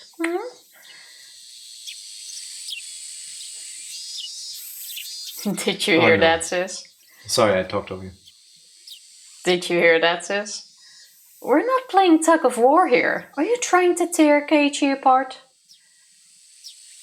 I'm not playing tug of war. You're the one who's stretching him. Go back to Okonomiya, Shion. Okonomiya! Okay, I will. Oops. Also, do you think the Watanagashi festival is an exemption on when she can come to town? I doubt that technically she isn't supposed to be here, but who's gonna make her stay away from Watanagashi? I let go of Keiichi suddenly, so he and Sis flew off like a rubber band. A rubber band? A rubber band. Keiichi rolled on the ground while Sis was stuck in a bush head first. What lively people. See you, Kei-chan. Sis might assault me if I stick around any longer, so I'll get going. Oh, Shion. Thanks for today. Forget about it. I didn't do much. What was it that happened here? See you, Shion. I'm trying to remember... We don't know because it's a different timeline. It could be anything. Yeah, but this scene did happen in one of the chapters. She helped setting up? I don't know. His hand landed on my head. Rub, rub, rub. Rub, Rub, rub, rub. He stroked my head pretty roughly. Checks out.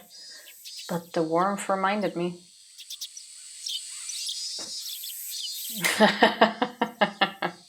Excuse me, I'm going. See you, sis. Don't ever come here again! Reina, keep your eyes on her! Satoko, set traps! Rika-chan, purify this area with salt. That would be really cute if she suddenly starts like drawing these like summoning circles to keep people out. The warmth remained on the top of my head. It felt ticklish and sore. I had to stop. I got off my moped. Moped? Oh, moped. I got off my moped. Got off my moped. I'm like, what the heck is a moped? Moped? Yeah, that makes sense. Moped as in multiple pads.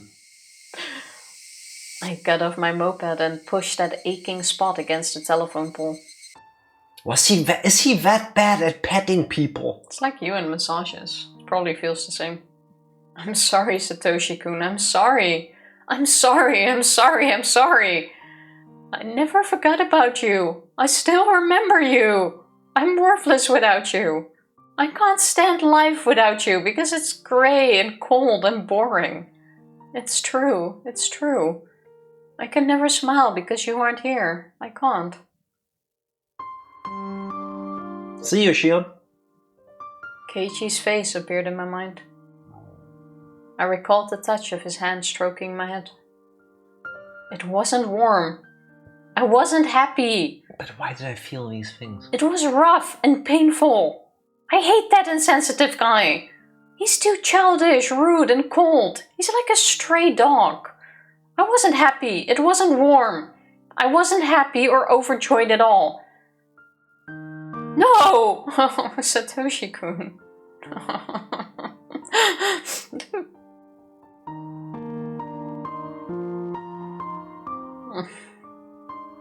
Satoshi-kun mumbled. He didn't know what to say in a situation like this. But he knew that he had better say something. He wanted to say something, but he didn't know what to say. So he just mumbled. I'm sorry, Shion. Why are you apologizing, Satoshi-kun? I'm the one who should apologize. Even though I said I'd wait for you, even though I believed my heart wouldn't change. My heart is full of holes. You're leaking out from the small cracks in my heart, little by little. You're leaking out from me. Are you suffering because I'm here? I think that's Satoshi. Are you suffering because I'm here? Why? You're so precious to me. So don't say that. I've been here with you all this time, but I think I'm hurting you by continuing to exist. I don't want that. That's not true. No, no, no. Where have you been, Satoshi-kun? You weren't with me. Tell me where you are. What's the address? What's the postal code? What's the name of the city? What's the street number? Tell me. There isn't an address. I think that's you. No. I knew it. Telling me you've always been with me, always by my side. That is such a cliche. Which do you prefer, Shion? If I can give you strength, I'll stay by your side forever. What? I'll still by your side. Do you know how many of yours I just let go? Very little. Very little. I counted 4 already. But fine, I will redo my line without complaining about it. He's with Questlove now. He's nowhere.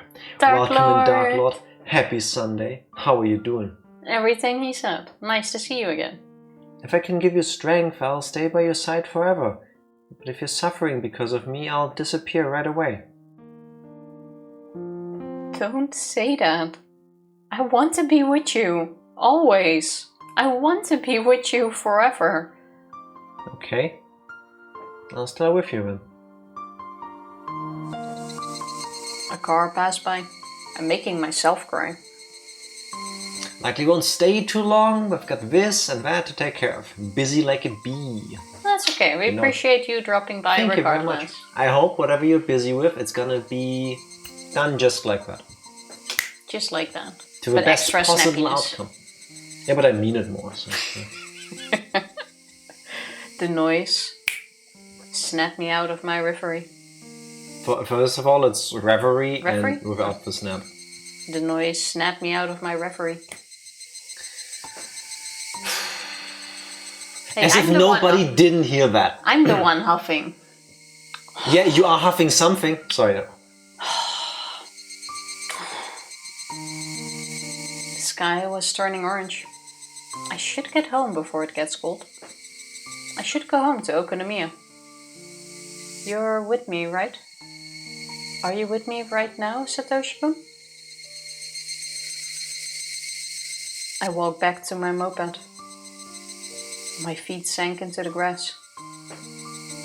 Crunch, crunch, crunch.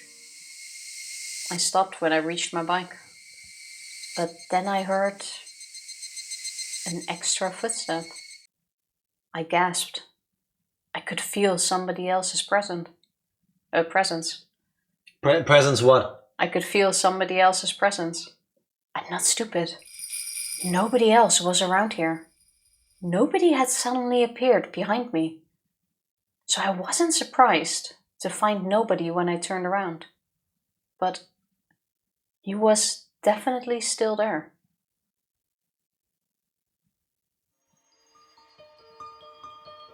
Satoshi-kun? I couldn't see him, but he was there. He was there for me. So basically the footstep that the others have interpreted as oyashiro-sama for us is now Satoshi-kun. I think that's just what she wants it to be. Yeah. Yeah, but the others also believe it is Satoshi, even if it might not be. She believes it's... I'm beginning to think there is supernatural stuff happening, but because of what everybody is dealing with, they interpret it as different things. Satoshi-kun never lies. He said he'd be with me all the time. I'd just been too insensitive to feel his existence until now. Satoshi-kun, Satoshi-kun. The breeze tickled my hair. It felt cold, but To me, it was nothing but the warmth of his hand. It took me a while to notice that my cheeks were wet with tears.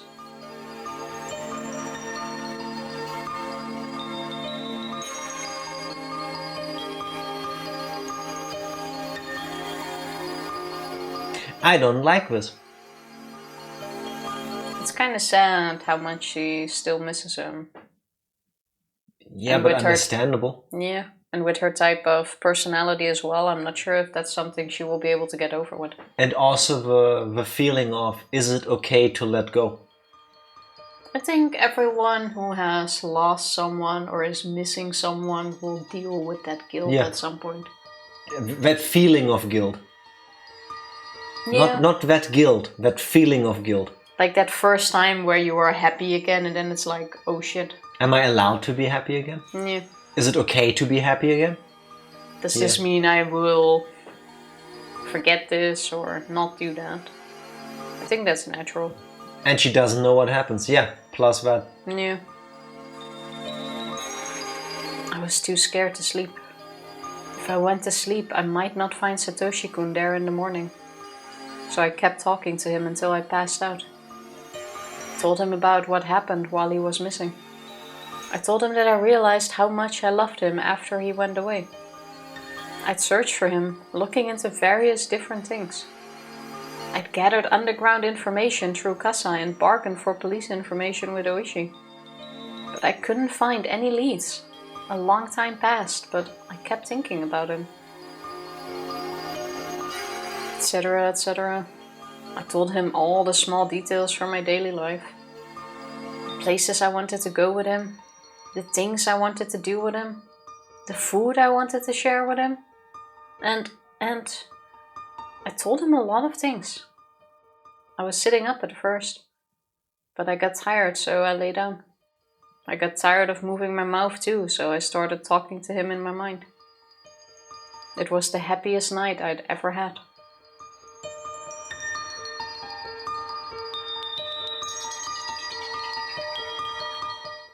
Ooh, that do sound effect. When I woke up, I didn't find Satoshi-kun by my side. I knew it somehow. I was afraid of it. That was why I didn't want to go to sleep. But at least I got to see him for one night. Just when I'd resigned myself to that, I felt Satoshi-kun's presence again. It wasn't a dream after all. I thanked God. And so I began my strange life with Satoshi-kun. As promised, Satoshi-kun was always by my side. He couldn't laugh, mumble, or stroke my head. But he was always with me. Always right by my side. He disappeared sometimes, but he'd come back when I looked for him. It seems that all I could hear was his footsteps. That's just the way it was. It was a bit sad, but I was still satisfied. His presence was really faint, so it was hard to sense him in a crowd. But he never left me. If he were tangible, I'd be taking his hand all the time so that he wouldn't be lost. In contrast, I could feel him very strongly in a quiet environment. Of course, I couldn't tell what his expressions were because he was just a presence. But after I got used to it, I could tell what he was thinking. At first, I could only tell if he was laughing or not. Eventually, I started to feel his emotions more strongly. I could communicate with him normally. I was usually alone with him though. I didn't want to go to school or hang out with my friends anymore. But Satoshi-kun got upset about that. He'd keep mumbling unhappily. Now that I knew he'd always be with me, I shouldn't just stay home all the time. I was sticking to my time alone with him, however, because I was scared that he might suddenly disappear again, and I wanted to make the most of the time I was sharing with him right now. I must have been worrying too excessively. Satoshi-kun will always be by my side. This music seems way too upbeat and uplifting for what seems to be like a psychotic episode. Yeah, but for her, this is a happy feeling, so it works. Okay, how do I put this? Do I believe that in some cases, feeling the presence of a lost loved one can be comforting and a positive influence? Yes, probably. I see this developing into something that will be very unhealthy. It already has turned into something unhealthy. Okay, but to her, even this is unhealthier. happy. But to her, this is very happy. Creating a tulpa of a missing BF to deal with a loss. Yeah. A tulpa? That's the word. Yeah, but what is a tulpa? What you're experiencing. Oh, like that.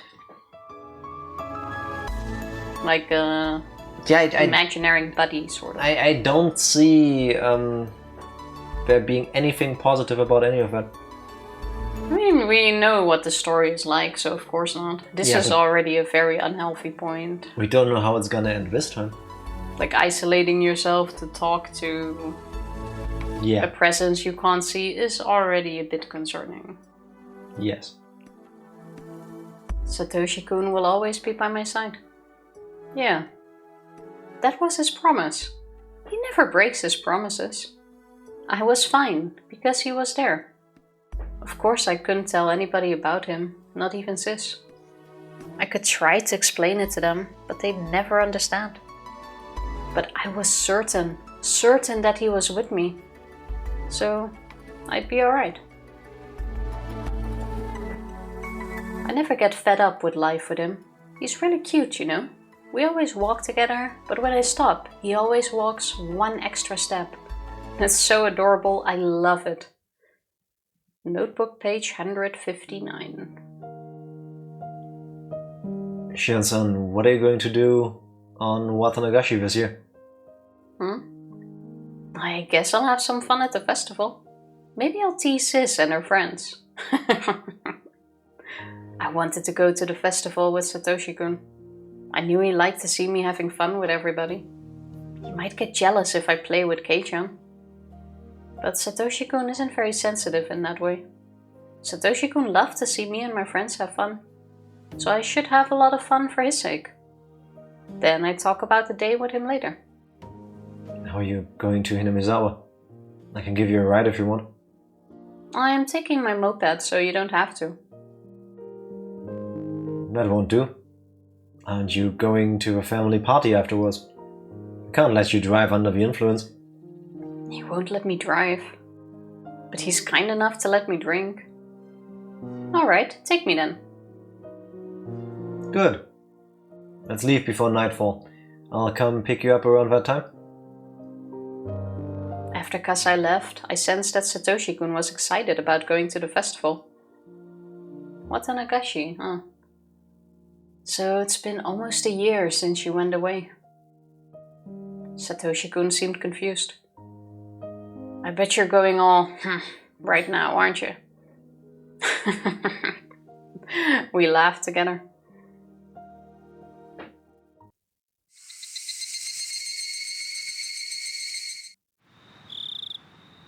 Here we go. Welcome! Here's your net and a ball. Great! Whoa, these fish are so active. They look delicious. I could eat this little one raw right here. Huh? What are you saying, Mian-san? Oh wait, that was the scene where Shion was pretending to talk like Mian. Oh, yeah, true. Yeah. From in the back. I remember. Mi-chan, you eat goldfish? Did you eat the one I gave you last year too? No, I didn't say that. Sis shook her head hard. She turned all red. But you just said it. You said they look delicious. I heard it too. Sis eats everything as long as it fits inside her mouth. Sounds like somebody else I know. I wonder who. If it's really good, I'll try it once. No! Bad Rika. No, you can't, Rika-chan. You're going to get sick. Wait a minute. Hey, you... How long have you been here, Shion? Hey, Kei-chan, sis, and everyone else. Good evening. Ah! When did you get here, Shion? I've been here since you were at the cow main booth. Or cow main booth. Chow mein. Chow mein. I think it's pronounced. I only saw cow. Imagine if they had a stall with cows. That would be so cute. I've been here since you were at the chow mein booth. I found you guys quickly since you were making so much noise. The cow booth. Hey! You're not in our club? Get lost! Don't be mean, sis. Right? Kei-chan? You're fine if I come with you guys, right? I took Kei-chan's arm and held it between my breasts. Puff, puff. Held it between my breasts? Yes, as in... That's right. Oh, like that. That's you know, like this. Yeah, no, I was like thinking of how do you do that when you drag someone along. Yes, exactly like that, except you place my forearm there. That's weird. Not weird, seems awkward to walk. Yeah, it's not for the purpose of walking, Tifa. We were going to have a ball.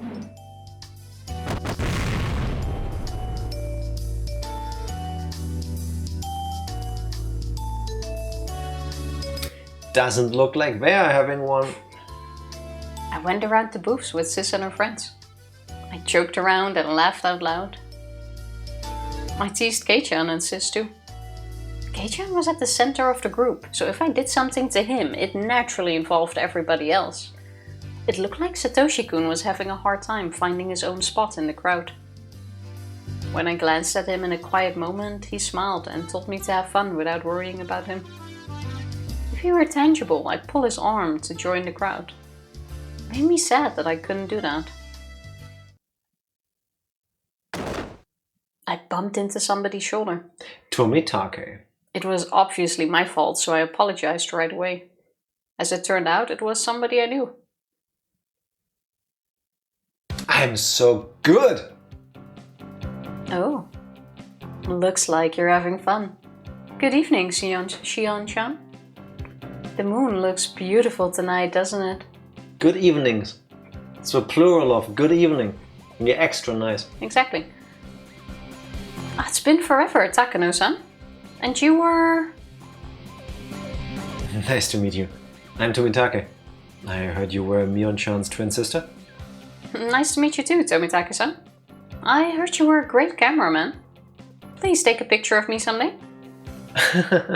I'm just an amateur dreaming of going professional. Well, you're actually great, Jiro-san.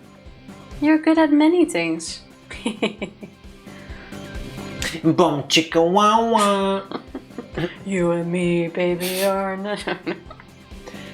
No, I need to study more. I have no talent, so I have to put out a lot of effort to compensate. They must have been in a relationship. So I took his arm and put it between my breasts. You two look so happy together. Am I interrupting you? Oh no. I appreciate your consideration, but you're not interrupting us at all. And you can call me Mio like before, not Takano-san. It's a bit hard for me to call someone older than me by her first name. Well, never mind. Wow, ageism. I smiled bashfully and Takano-san smiled back elegantly. Yes, let's call that elegantly. I haven't seen you in the library since. I wanted to talk to you more as a fellow researcher. Well, when I feel like it. A fellow researcher? Are you interested in it too, Shion-chan? I mean, in the legend of his village? Tomitake-san raised his eyebrows. As far as I knew, Takano-san's hobby wasn't exactly normal. Mm-hmm.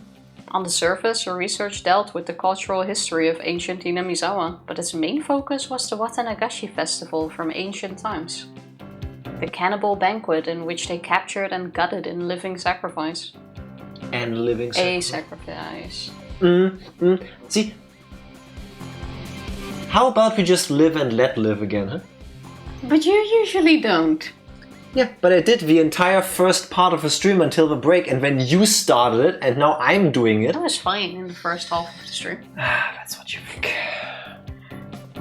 Her research covered various stories surrounding that and other legends of cruelty. It was nothing if not gory. That was where her main interests lay.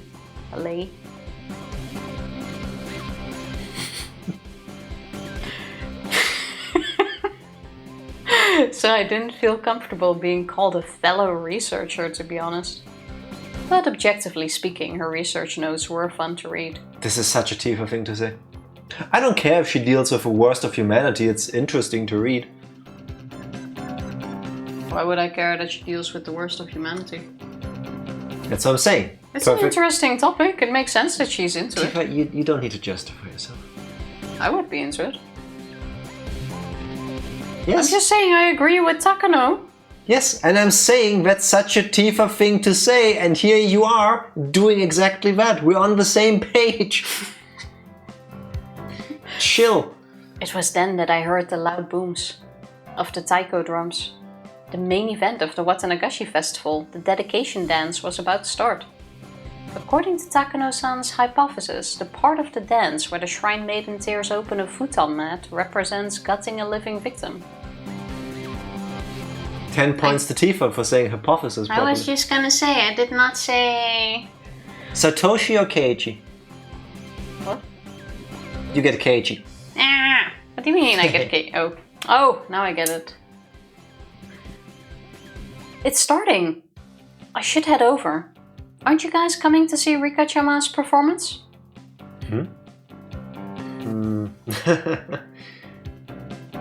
Tomitake-san looked bewildered. Did that mean he wasn't coming? Takano-san giggled and then whispered in my ear. Oh, I think he's going to come, just not to the dance. Now this is where they break into the thingy. To tell you the truth, we're thinking of sneaking into the ritual storehouse. Yeah. She made it sound like she was going to do something fun, but it wouldn't be amusing to anyone who knew what the ritual storehouse was. Which is clearly not her. The ritual storehouse, or the storehouse for ritual implements, is sort of a treasure house belonging to the Furude shrine. I'd heard that Oyashiro-sama's sacred treasures were stored in there. Only people from the Furude family and selected members of the other two tree families are allowed to enter. They believe that if other people enter, the place will be desecrated. Yeah, but I realize it myself, and I correct myself. You don't need to correct me if I correct myself. No, you don't have a point at all. They believe that if other people enter, the place will be desecrated. Everybody in Hinamizawa must have been curious about what was in there when they were kids. Only when they were kids, sorry. I think most people just go on about their daily lives and they don't necessarily care about what's in that building at that point. Why would they? I mean, yeah, but you would still be curious. No. No? No. I wouldn't live in Hinamizawa to begin with. Then again, I wouldn't be able to leave. And at that point, I would have panic attacks about what is all happening here. So I would probably take some sort of pharmacy product to not think about these things and just run a tofu shop. If you lived there, you wouldn't even risk going on a vacation. Yeah. Just in case. Exactly. And I would keep you from doing the same thing. And every day I would spend my life trying to make Tifa believe that just being ordinary, run-of-the-mill tofu shop owners is gonna be our life. And that's it. And we can be happy with it. Sometimes we sell the hard tofu. Sometimes we sell the soft tofu. We shall. Speaking is hard. But selling tofu we shall. But the storehouse was always tightly locked. You couldn't just peek into it either. Kids would get chided if they played around it, so they'd learn to stay away. I didn't like being around it myself since I was familiar with all that. Even though I didn't believe in curses, I still didn't want to be near it. Nothing good can come from breaking the rules. That is correct. Were they still going to enter the ritual storehouse despite all that? I'm pretty sure it's tightly locked. It was until last year. Rika-chan had the heavy bolt changed to a cheap padlock. Because the bolt was too heavy for her to lift. That still puts such a cute image in my head, like Rika trying to like really hard struggling with that like padlock or whatever it was before that. Hey, you can get a gun tree. I was thinking the same thing. Wait, bear with me. Sorry, I forgot to click. I think everyone can see it on the right side of her shoulder. It's big enough. Fair enough. Yeah, just right off her shoulder there's a yellow little statue with like 2 eyes and an X for a mouth, and next to it, gun free. 001A on the side. And a tank in the top right. Yeah. Next to the coin collection. Actually, Flippo. Thai Fev 2 Roman free. Also, the 9 like patches in the top next to her head on the right. Can you see anything in that? Or is it just random? They seem to be characters, but I don't... Kind of, no? Or is that just my mind thinking that? No, there definitely is, but I can't place it. What I truly cannot get over is what's behind her on the left. The half a that plushie? like half a plushie that looks... Either the red thing in the middle is its nose, or it's like... That's a big mouth. Like that. Meanwhile... No. But even if it's cheap, it's still locked, isn't it? Jiro-san is very skilled. Oh, are you good at lockpicking? Once the Watanagashi ritual starts, everybody will gather around the stage, right? Then the area around the storehouse will be completely devoid of people. Tonight, this place will be a blind spot. Can't see the forest for the trees, I suppose. The dumbest thing anybody could believe. So these people are like a cult and they believe that their god lives here in some degree, but they don't specifically have people to guard the shrine and everything around it. Sure thing. Because they believe no one will be stupid enough, I guess. In a small village. Nah, I've seen enough of these stories to know that yes, they all believe nobody would be dumb enough, but they still have people look out. Especially in like a village this small. It's the type where you leave your house unlocked and the keys in your car. I don't know. According to her hypothesis, the ancient tools used for human dissection and torture would be found in the ritual storehouse. She's right about that. Why don't you join us in a bit? It's now or never. So maybe I'll see you then. Takano-san, what are you telling her? Just girl talk. Let's go to some dark place for a quick date. I really wish they put the laughing and stuff right behind the line. Huh? As in, one click and it flows in there. Takano-san walked against the flow of the crowd alongside Tomitake-san. The ritual storehouse, huh? It was supposedly filled with torture tools. You just said that. Considering what they had in the underground torture room at the Sonozaki house, that's quite possible. And now you can see the whole plushie. See, it's just a happy thing. Oh yeah. Satoshi-kun fell victim to the curse in the 4th year. His aunt's death was the sign of Oyashiro-sama's curse. Hey Shion, if he fell victim to the curse, how are you talking to him right now? Oh, how is he with you right now? Satoshi-kun was the sacrifice to pacify Oyashiro-sama's anger. That was what Takano-san said last year. It was just her hypothesis. At present, I wanted to deny her hypothesis. How many times are we going to say that? At present, I wanted to deny her hypothesis because I wanted to believe that Satoshi-kun was still alive. Every time Tifa says hypothesis, an angel gets their wings. If her hypothesis was correct, Either some religious fanatic or somebody from the three families must be imitating the curse in order to revive the ancient custom of Onigafuchi. That would mean that it was them who killed Satoshi-kun. So what if the ritual storehouse was filled with garbage instead of torture implements? Maybe it was filled with broken palanquins of freshly painted signboards for the festival. What then? Palanquin sounds like a Pokemon. What is it then? I have no idea what it is. Oh. It could absolutely be but an it arrow. sounds like a... Oh, remember in Pokemon X and Y? The little green thing, the grass starter? That becomes like the spiky paladin thing? The grass starter in X and Y? Yeah. I don't even remember what the water It's round and green. It has two spiky ears. Oh, yeah, Chestnut. It turns into Chestnut, yes. Yeah. Palanquin could be like a side evolution. You know, you have Chestnut and then you have Palanquin. I could see it. Best grass starter. I do like the looks the best of Chestnut. I have to disagree, simply because Rowlet exists. And Rowlet is an owl. And Rowlet is the best grass type. Rowlet is standing next to it. The best. The best. It's so round. If you want to die from absolute cuteness, watch the Sun and Moon seasons of a Pokemon anime. Rowlet is in it. Spoilers, no spoilers. And it's so adorable. It is so cute. So cute. That's the one where it always sleeps in the backpack, no? Yes, among other things. Sometimes it gets stuck in things. It wasn't really hard for me to believe that it was filled with the chemical smell of paint.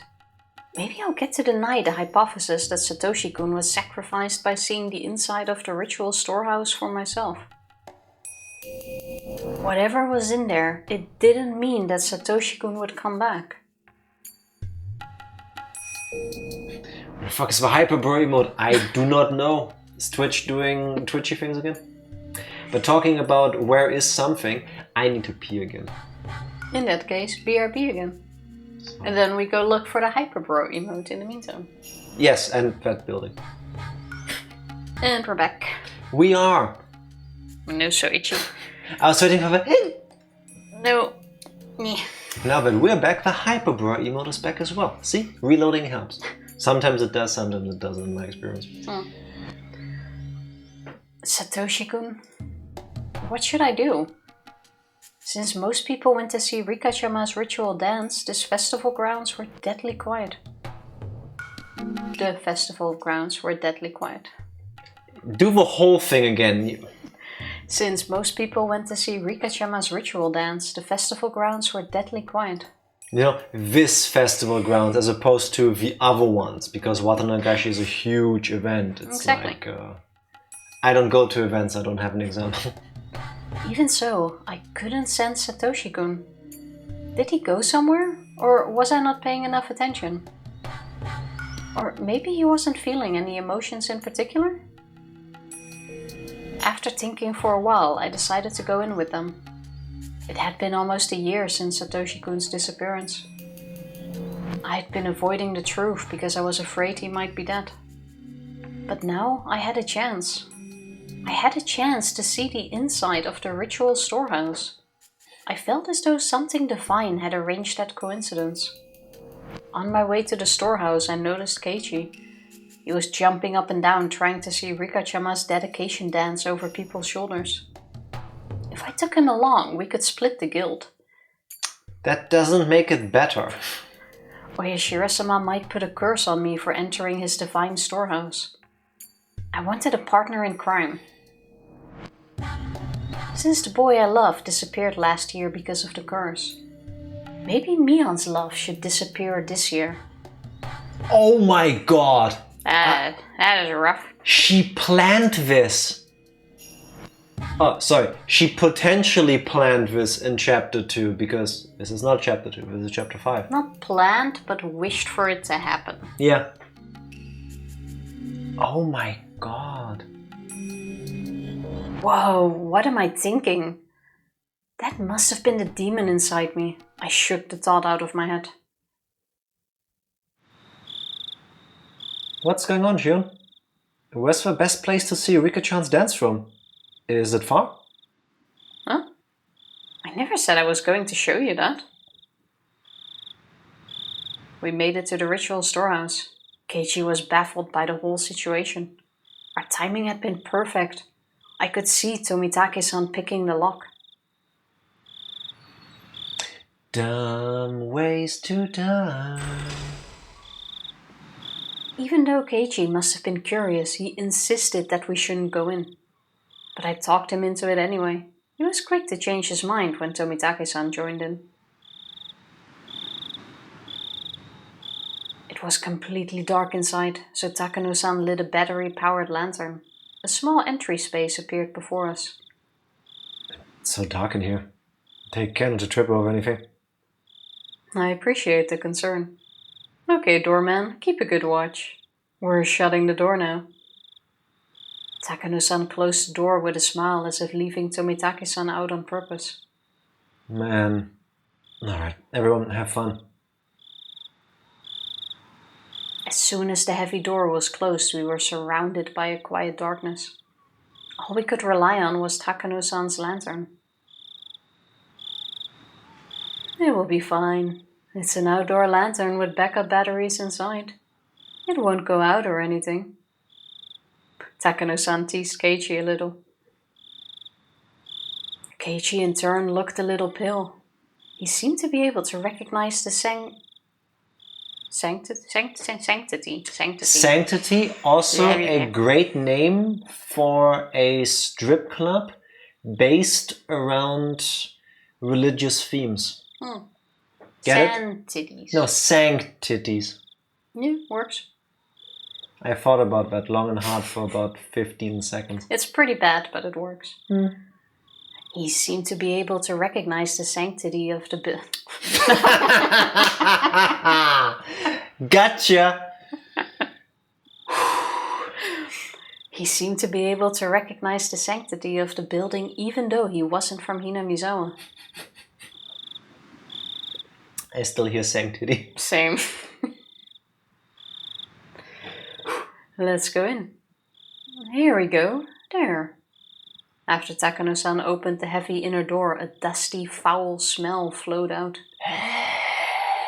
Yeah, we don't need to be in the moment.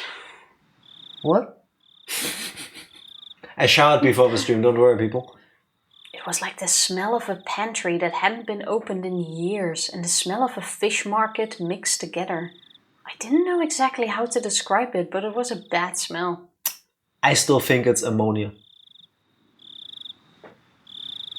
From listening to the echo of our footsteps, I could tell that this room was much bigger than the one we were just in. When Takano-san raised her lantern, I could clearly see just how big it was. Whoa! At the far side of the wall, there was a statue of some kind of god staring down at us intruders. I want to see that statue so bad, and we never have. Yep. I don't think we ever will. I think it's better. I think the statue of Oyashiro-sama is the last thing you see before you die. And then the whole game ends with that. Yeah. Oh my god. Oh no. At the end of chapter 8, after the credits are over, you still do the all-cast review thing. And then you exit the game. And when you press quit, the screen turns to black. And then you hear one extra footstep. That would actually be a good ending. I would shit myself on the spot. I would get so messed up. That's a bit much, but that would be a good ending. Please don't do that. The way it was lit by the lantern gave it a powerful appearance and it scared me. Oh, you do see it actually. Is that one? It looks like Obi-Wan Kenobi from Star Wars. Well. Yeah, we also saw it in the other thing, we just forgot. This is the same True. background picture. It does look like Obi-Wan Kenobi from Star Wars. Like, not Ewan McGregor, but Allen Guinness. It's the ropes. Like old Obi-Wan with a... That is a Jedi robe. That's the guardian god of Hinamizawa, oyashiro-sama. I looked up at the statue which was holding its religious ornaments. If Satoshi-kun's disappearance really was a curse, I couldn't forgive this god. So I tipped it over. I found myself irritated by the way the statue looked down at me. Damn you, oyashiro-sama. If you really made Satoshi-kun disappear, I'll never forgive you. Never. Keiichi didn't seem to understand the significance of the storehouse. He looked bored. Takano-san noticed that and took out her scrapbooks to show him the brutal history of ancient Hinamizawa. Oh, and this is where they got them, and this is where they eat the entrails. This is what it looks like when you cut it open? Mm-hmm. I'd heard that story already, so I decided to walk around by myself. Since I knew the significance of all these tools, I felt a little nauseated. Though they certainly wouldn't jump out to me, I still found them intimidating. Back then they didn't have live leaks, so you had to share it with books. Yes! Yes! That's how we started writing down things. They looked as if they were craving for fresh blood after not having been used in hundreds of years. All the tools looked similar to the ones I saw in the underground torture room at the Sonozaki main house. If those tools were the progenies. If those tools were the progenies of torture implements, these would be their ancestors. Or progenies. You know, when you find a lamp and you rub it, you get a genie and you get 3 wishes. But if you rub the lamp of a progenie, you get 4 wishes. Oh, I thought maybe we were progenie and the anti-genie would take it away. Also a good idea. That could be as well. You know, the whole yin-yang karma kind of thing? Yeah. Good thinking. We should write that down. All the implements here looked old. I doubt that they could really be used. Old blades still hurt. Well, makes it even better for a torture purpose. I guess, yes. Like if it's rusty, it has more effect. They weren't kept... Oh. I was scratching my nose. Sorry. They weren't kept... How dare you move? Rust adds poison damage. Exactly, I think that's what they do in a bunch of games, but I want to say definitely in like Dark Souls and like Elden Ring. It also adds to the damage over time. Yeah. What's worse, getting a clean cut across your flesh? Or like when the blade is like slightly rusty? It would be like that, like slightly rusty, 100%. When it just like rips free, it's like, ah! I don't even want to imagine. Why did I start? A clean, quick cut would be much less painful than a slow... Yeah, true. A cut just like... It feels like you burned yourself for a moment because your nerve endings are like... It's like, it's heat. Yeah. But rusty and then like... Exactly. No, thank you. They weren't kept maintained like the ones at the Sonozaki house. So did that mean they shouldn't scare me? No, on the contrary. They told me that cruel rituals were indeed performed in this village at one point. Now that I found scary. What Takano-san told me was the truth. When I stopped, Satoshi-kun also stopped behind me 1 step later. I felt no emotional change in Satoshi-kun. I couldn't tell if he was feeling something or not. I knew he was there, but I had no idea how he was feeling. I felt scared of him for the first time. If he could answer me, I'd want to ask him, who demoned you away? Hey, Satoshi-kun, are you listening? I couldn't tell if he heard me or not. He left, as if he didn't hear anything. Clean cut is easier to mend and might not get infected. A jagged cut is always worse. Yeah. Yeah. Less poison damage. I cut myself today while preparing dinner. The other day Tifa made the genius decision when we went to IKEA to buy some new little kitchen knives. And I used one of them to cut some potatoes. And I know these are super freaking sharp I still have the scar across my finger from when I first took one out years ago, and I cut myself. You're not very good with them. No, but I very carefully and gently cut the potatoes into small pieces to boil them. But at one point I slipped and I hit my nail. And I immediately pulled away and I checked my nail for damage. Because usually, thankfully because I keep my nails a little bit longer, usually, I like cut into, the tip of a nail and then I clip the nail and then no damage, right? It cut a layer off of the top of my nail. It's too small, you can't see it, but you can see it, right? Yeah, but those knives are so sharp. These nails are so sharp. Wolverine ain't got shit on. No. I was like, okay, if the angle had been slightly different, I would have just lopped off top of a finger. Those videos where they hold a blade to like a bottle and it just slides through as if it's almost like that. Butter. Almost that sharp. It's scary. It's actually scary.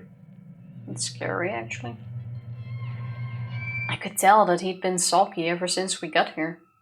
I suddenly felt lonely, so I looked for him while walking around. I realized then that there was an altar in front of the statue. He might be there. It was a clean altar. An altar ornamented with religious artifacts.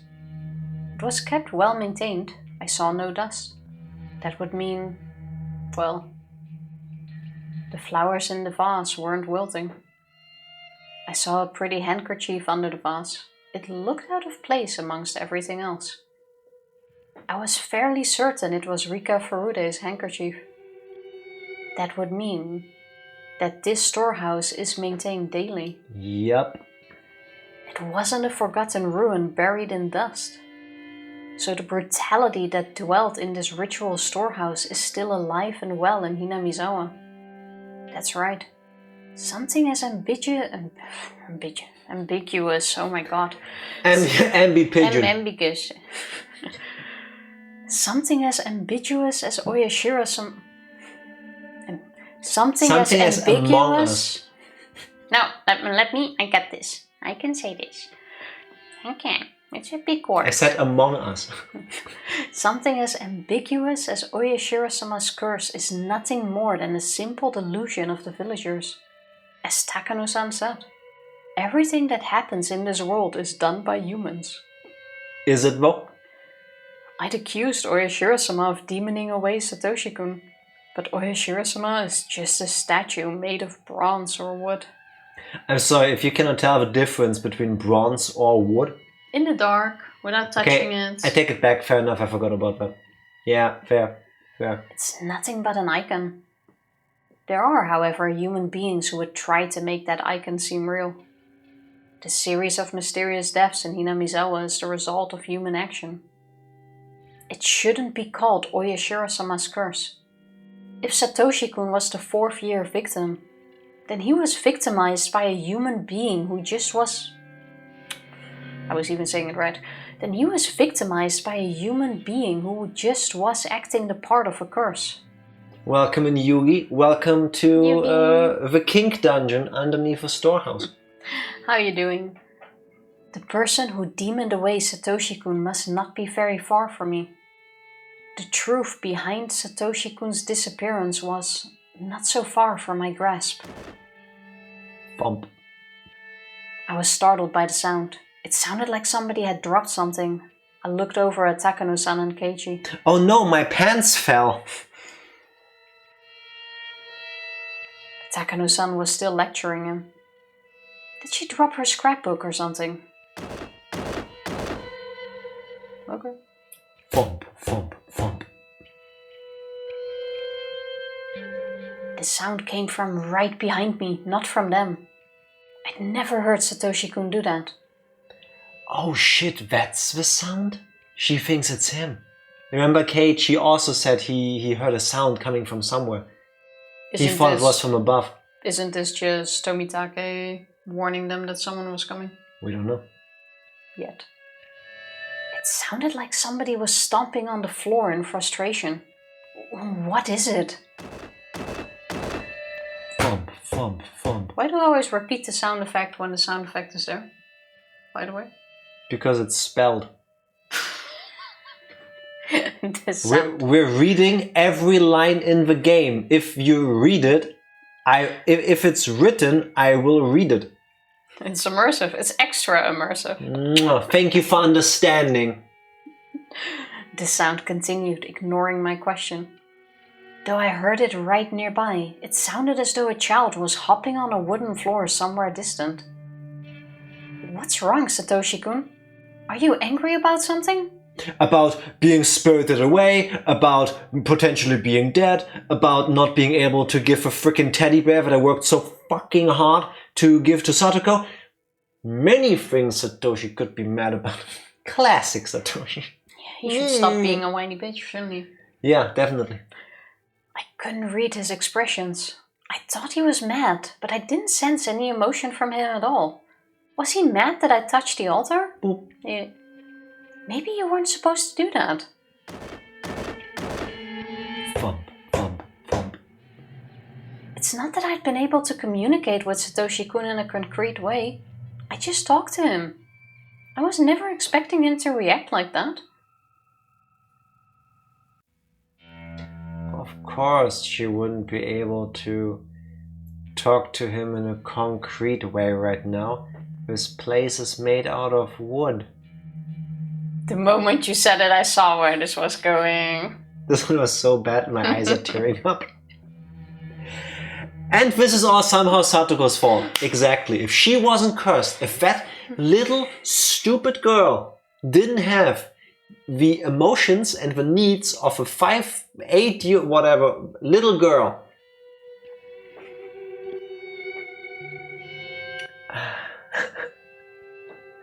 that's concrete, baby. You know it. Don't enable him. It's always the fault of innocent children. Yes. It always is. Yes. Little bastards. Who else's fault besides Satoko? I know, right? Nobody. Can It's only always be her. Satoko. Like when I stub my toe, it's also her. Did you know that the kanjis you need to use to spell Satoko also spell stupid little bitch? Yeah. Satoko is basically the new Obama. Yes, thanks Obama. Jack for liking the wrong grass starter. Ooh. Both are adorable. Both absolutely are. I think Obama would be the best grass starter too. There needs to be a ROM hack somewhere that made Obama as a Pokemon. There has to be. There probably is. There's no way I'm there's gonna Google that. Satoko Shun's bitch eating crackers. Satoko wants a cracker. I was never expecting him to react like that. I didn't sense a willingness to communicate from this creepy sound. Then a chill ran up my spine. I felt as if all my pores were opening. I'd been thinking that it was Satoshi-kun stomping on the floor. Hey, you? You're Satoshi-kun, aren't you? The sound stopped when I asked that. It wasn't a yes or no, just silence. Satoshi-kun wouldn't scare me like that. I realized suddenly that the sound hadn't come from Satoshi-kun. A cold shiver shot through my feet and I sprung a step backwards. The sound had come from right there. Even though I jumped back, it was still just a few meters away. Satoshi-kun would sometimes let me hear his footsteps when I walked. But if that wasn't Satoshi-kun, then there was no guarantee I'd hear its footsteps. So that invisible being could already be right in front of my eyes. And I just wouldn't see it? I forgot everything and ran, straining my ears as much as possible for any sound, listening for any footsteps pursuing me. It's still the clinking, clacking pipes we have in this room. Yeah, it has to be. That is Satoshi-kun as well. That is the one footstep they keep hearing. Yeah. I ran right into Keiichi and clung to him, timidly turning back to look. The dimly lit area before the altar was quiet, like nothing was happening. But seeing that chilling, dark stillness, realizing I was just in that space, made me even more frightened now. What's up, Shion? Did you get scared? Keiichi made fun of me. Even though he'd looked horrified just a little while ago, he now looked satisfied to see me scared too. When he put his arms between my boobs. I know girls tend to get freaked out by haunted houses. Well, I don't mind it. Anyway, let's go, before Takano-san leaves us behind. I pretended to be fine, but I wasn't sure if I was able to hide my fear entirely. The footsteps were chasing me. They were outside the illumination of the lantern as if they couldn't go into the light. The presence never left us, however. It followed us like a fourth member of the party. Sometimes it made a stomping sound as if wanting some recognition, but neither Takano-san nor Keiichi seemed to notice it. It was possible for Takano-san to be ignoring it, but Keiichi would never ignore it. In chapter 2, when they did this, didn't Keiichi call out that sound multiple times? And when the girls were like, no, there's nothing there, I'm not hearing it? I don't recall. If he could hear it, he would have said something. So just like with Satoshi-kun, only I could hear it. What was this thing that was making me so scared? Was it Satoshi-kun in a bad mood? Or was it possible that the presence I believed to be Satoshi-kun might not have been him at all?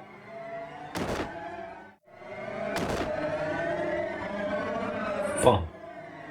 Fun. What are you upset about, Satoshi-kun?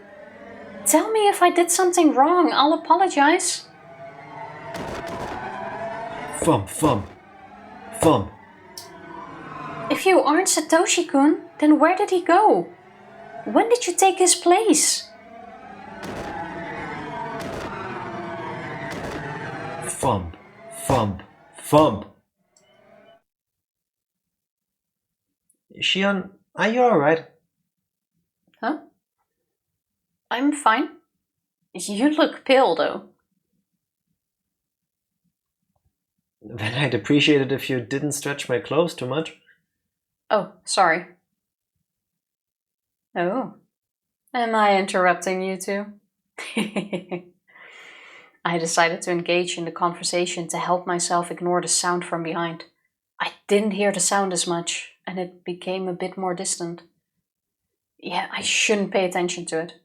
It wouldn't bother me if I didn't hear it. Just ignore the spooky ghost going after you. Yeah. If you don't acknowledge it, it's not there.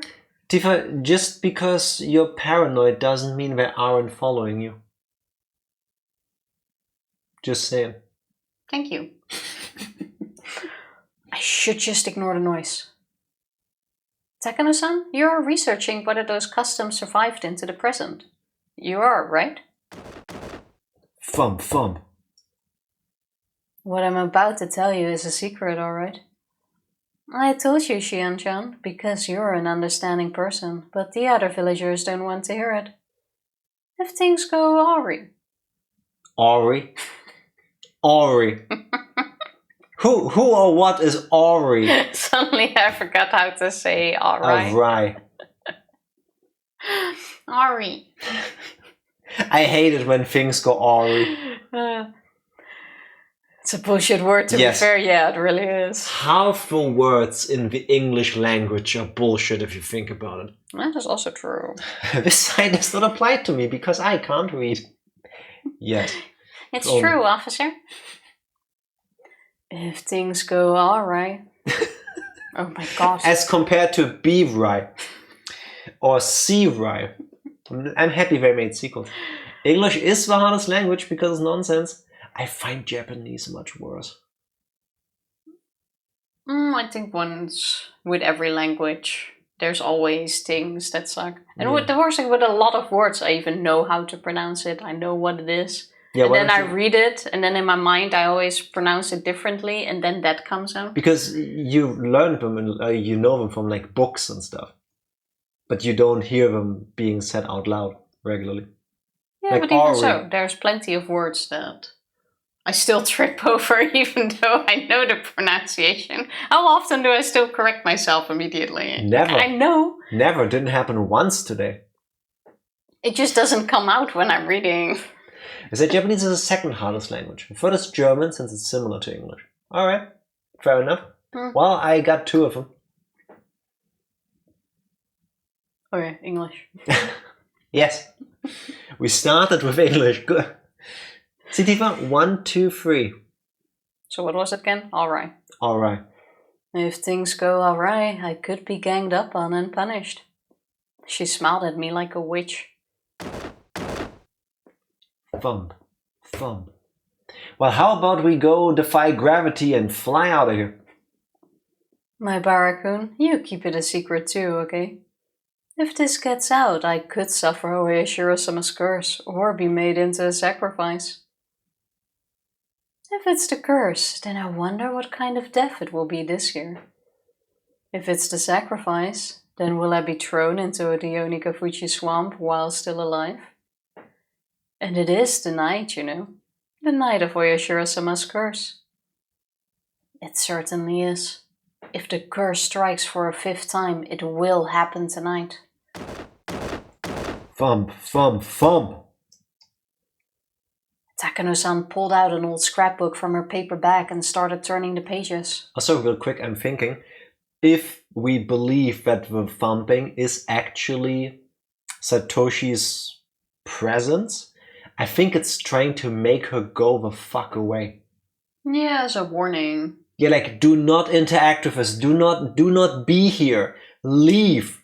I'm scaring you so that you leave. Well, it's basically like with Rika's story back then when we were talking about what Satoshi was experiencing. Yeah. Rika was saying that Satoshi was that Oyashiro-sama was warning Satoshi. Yeah. By coming more into his presence, by showing himself at his bed, to not do what he was going to do. So it makes sense that this is the same in that case. Oyashiro-sama confirmed to be a good guy. Takano-san pulled out an old scrapbook from her paper bag and started turning the pages. Of course she's a scrapbook. She opened it to the page with that one article. It was the article about the brutal mortar. The mortar went awry. Sorry, Ari. Enter Lord of the Rings. It was the article about the brutal murder of a Watanagashi victim. It happened in the Meiji area. Area?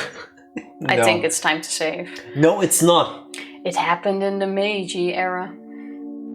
Also, what do you mean, no, it's not? Yes, it basically is, almost. Once this conversation is over. I does not simply walk into murder. Brutal murder in Hinamizawa.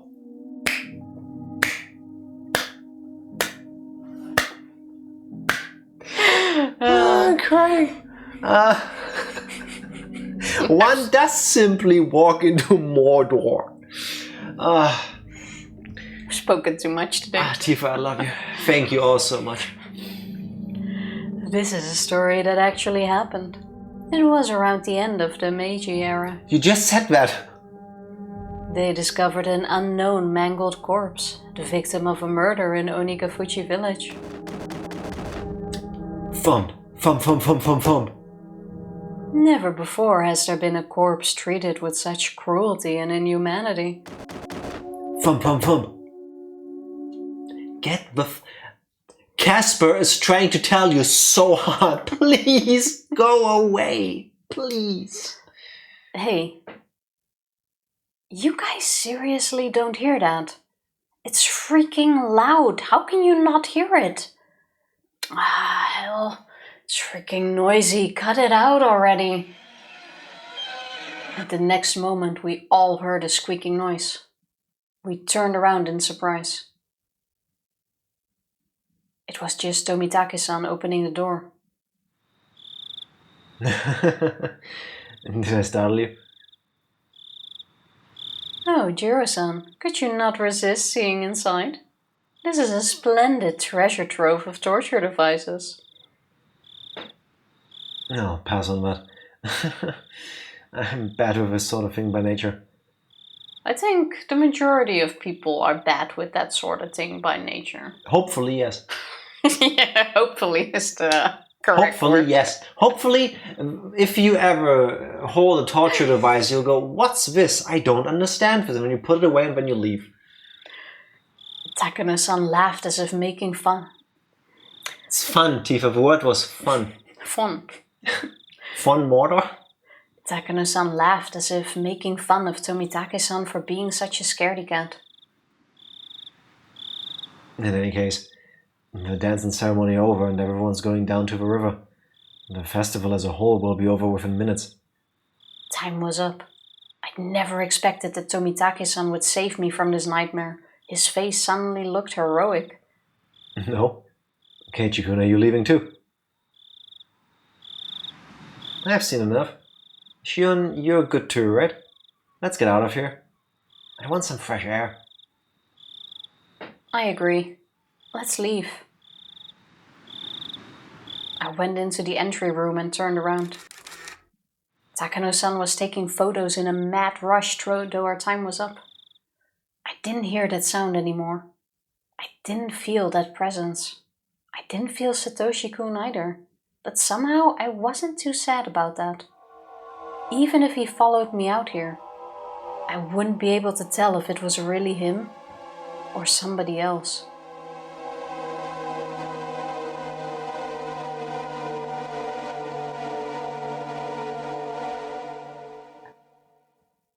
I would have screamed so hard. Yeah. Yes! New tips unlocked. Notebook pages 172, 173 and 179. Panic would have started. Notebook page 172. Hey, new picture. Or new background image. No, I think we've seen that one in chapter 2. Oh, true, when they describe the way towards the Yeah. well. Yeah, now that you mention it. No, I think when they went downstairs into the No. ritual implement room. We've seen it before. Hmm. Getting hiccups now too. That underground torture room is officially called the Underground Ritual Storehouse. So do torture room and ritual storehouse mean the same thing? What was it, kink dungeon? I call it a kink dungeon, yes. And then we had a whole lengthy conversation back in chapter. I went Ori into Mordor. We had a lengthy conversation about the difference between a kink dungeon and a sex dungeon. And I was on the train that it can be a kink that gives you emotional pleasure but not sexual. And I don't know why I'm starting this conversation again, because I just want to get away from this place. Yeah, I do remember that. According to Takano-san's theory, bloody rituals, including Watanagashi, have been passed down among the three families even after the Meiji era. The rituals are always ready to be performed. Would you say that Higurashi plays in the Keiichi era? No. No, okay. Their form of worship always revolved around torture. So Hinamizawa's history involved a great deal of human slaughter. Takano-san's theory is correct. You know what I don't get though? Especially if it involves like torture and pain. You know, in India, I don't know what it's called, but you have this festival where people go over the street and whip themselves while following this specific route. Did you say India? Yeah. Because I think I've also seen it in other places, yes. Oh, I only know there's one specific one in India where they have like this whip with the several leather bands. And they keep inflicting pain upon themselves. Yes. Yeah, wouldn't that be a good ritual for an Hinamizawa? Then everyone can participate in the torture. No, it's not about You whip the one in front of you. That's even better. No, I think those are two completely different things. I know. But still. Clearly not. Because one, we have a word in German for this. The one is cleansing yourself of sin. Selbstgeißelung. The idea of the fact of inflicting pain of yourself, usually for spiritual reasons. Yeah. Self-flagellation, exactly, that's the English translation. So that is, I am full of sin, or I need to be you cleansed. cleanse yourself of sin, but still it and is... this one is, I am better than you. 5,000 years ago, my granddaddy fucked a demon, and today I'm here, and that makes me better than you. Now die, and I'm gonna eat your lower intestine. Yeah, but the whole city can participate in that. They can in that too. Or you all sit in a line, put one finger in like the screw device. No, it's not about... And each turns. No, it's about... Tifa, the people of Hinamizawa really like fresh haggis. I have gone through 300 hours here. Have you though? It doesn't seem like it. Also, you completely went over the fact that I call it haggis. That hurts me. I thought of that deep and long and hard. Anyway. The underground storehouse at the Sonozaki family looked well maintained. Oh wait, I'm in the wrong screen. Takano-san is right about that too. Since the Sonozaki family and the Furude family both have ritual storehouses, the Kimiyoshi family must have one too. Oh, okay, now we're on the idea that torture room and storehouse are synonymous. Synonymous. Ritual storehouse equals place where you put your torture devices. Allegedly. After all, these ancient and brutal customs are still handed down through the generations. I should remain armed with the knowledge that occult events are still secretly being performed in this cursed village. Page, notebook page 173. Now we're turning green. Hey, spring. The sanctity of the ritual storehouse is one of the most prominent elements in the worship of Oyashiro-sama. Of course I knew that since I'm originally from Hinamizawa. But violating that sanctity is actually a more serious problem than I thought. Takano-san's research shows that the history of the ritual storehouse goes way back. The ritual implements within have long been viewed as an inviolable object, which is why it was strictly forbidden to enter. Takano-san's theory says that Watanagashi was once a public execution performed to stabilize the reign of the three families rather than a purely religious ritual. If so, the ritual should hardly be called sacred. Under those circumstances, the implements should have been despised as symbols of hatred and fear. When instruments of fear are too visible, it only creates a reign of terror. But keep them as hidden as possible and they gain divinity. Many said they would become tainted if the layman touched them. The only reason for that was to preserve their false prestige through secrecy, since they would lose their sanctity if revealed before the common folk. In other words, the true identity of the ritual storehouse's sacredness was fear. That was the true emotion ruling over this village. The more I learn, the less I like it. The Furude stores is the one they keep sneaking into. The Sonozaki one is harder to find. True. I would think it's somewhere in the tunnel system. Yeah, it's the one where they tortured Keiichi. We've been there in chapter 2. Yeah, but the storehouse and the torture room might not be the same thing. Why is this music suddenly so happy? Notebook page 179. Also, fun fact, the original meaning of holy is cut off, separated. Like the realm of a god separated from the mortal realm. Oh, that kind of makes sense actually. Never thought that deep behind it. I dig it. Same thing here basically. Oh, spoilers! It's okay, Tifa, it's just a video game.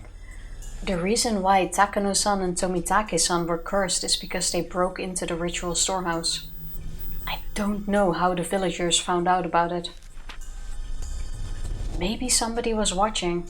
Maybe there was an anti-theft alarm. Either way, our intrusion must have been reported to the highest level of the curse system. That's because, considering the distance between the village and the site where Takano-san's body was found, she must have been killed right after we came out of the ritual storehouse. It was done very quickly. It's possible that a special assassination team exists for this purpose, or that the plan had been set up a long time ago. They might have been secret agents of the Sonozaki family, but the latter sounds more valid. But if so, who would have been the victim if nobody broke into the ritual storehouse? The question is, who else is gone and or dead? Save. Well, no, if they Chapter based the 9. victim based off what had happened now, what would they have done if we didn't break in?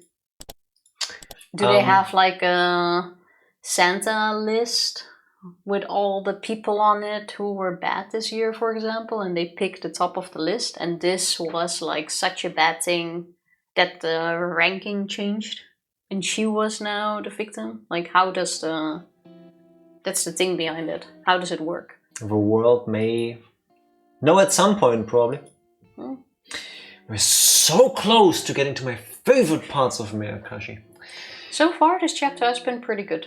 Yugi, I have horrible news, because next week, because of this one and her being busy on Tuesday and Wednesday, it's gonna be Jack is streaming solo streams again. Metroid Zero Mission. And Friday is our last stream this month, because we're gone for the last week of February. And Tifa and I will need to look deeply into our eyes and decide if we're going to finish Class of 09, which we started Friday because Valentine's Day. Or if we do that after we're back and we're gonna do Higurashi on Friday. I would think Class of 09, because Yes. I'm not a fan of streaming that Friday anyway. So it should be a bit shorter as well, because we leave on Saturday morning and there's plenty to do always. We leave always. Saturday late morning compared to when we normally not leave. late morning. Later than we normally do. You do none of the packing. I do that. All you need to do Well, 7 late morning. is place your wonderful, beautiful, genius self in this spot on Friday. Have fun for a little bit and then go to bed, and then the next morning get up, get dressed and Yes, go and there's travel. always things we forget. There's always things to still get ready, is what I'm saying. Like what? Everything. I never forget things. Sure thing. Ever. I am flawless. So yeah, it's probably not going to be Higurashi, but Class 09, which is shorter and can just be cut You off. think it's worst shorter. case. We don't know what we get for getting all the endings. But it can just be cut off easier, worst case. So we'll still see. It cannot We'll still be cut argue. off easier. Yes, it can. If we don't need to completely finish it. Anyway, this is an argument that we will continue to on stream. We are literally considering to play the second half of Class of 09, and you go, we don't need to finish it. Then why are we streaming it again? Why are we even considering it? You make no sense. To still see some of the other stories. We've done Even like... if we may not 100% it. What do you mean not do that? We've done half, as far as we know. What do you mean? We've done like one half. Why would we not do the second half? And there is for no as far third. as we can. And then you want to bring it back for one stream after vacation for like the 15 Well, no, then minutes? then it's just the end. So maybe Higurashi would make more sense. Unfortunately, Jack and Tifa do have a social life like us. I wouldn't call it a social life. We have obligations. Like next week, I have a workshop week. So that sucks. I was supposed to actually travel again, but the travel itself got cancelled, but not the workshops. So now we just have long online workshops. So now they just do the same thing, but remotely. Basically, yeah. Which is gonna be a bit more annoying because these things actually work better in live, but that's okay, it's fine. In life, what are you gonna do? When everyone is present. If you die in the virtual meeting, you die in real life. What? But they will be very long days, which is why I'm still not joining the streams. And then after we have our vacation, which is basically What do you mean? family. It's basically... That counts as social life, I guess. You sounded so Vin Diesel there. It's basically Family. I guess the family part counts as social life. Yes. So yeah. But also, technically the obligations part is Tifa's fault. I warned her against taking this role at work.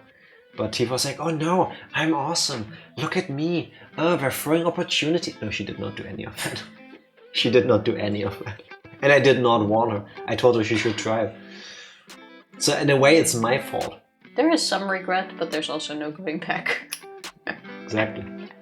It's too late. There's a Higurashi hole in my heart. Yugi, you are safe because while we're gone, there's gonna be a new upload every day on our YouTube channel. And all of our old Higurashi streams. Yes, you can already spend time watching the last 600 hours.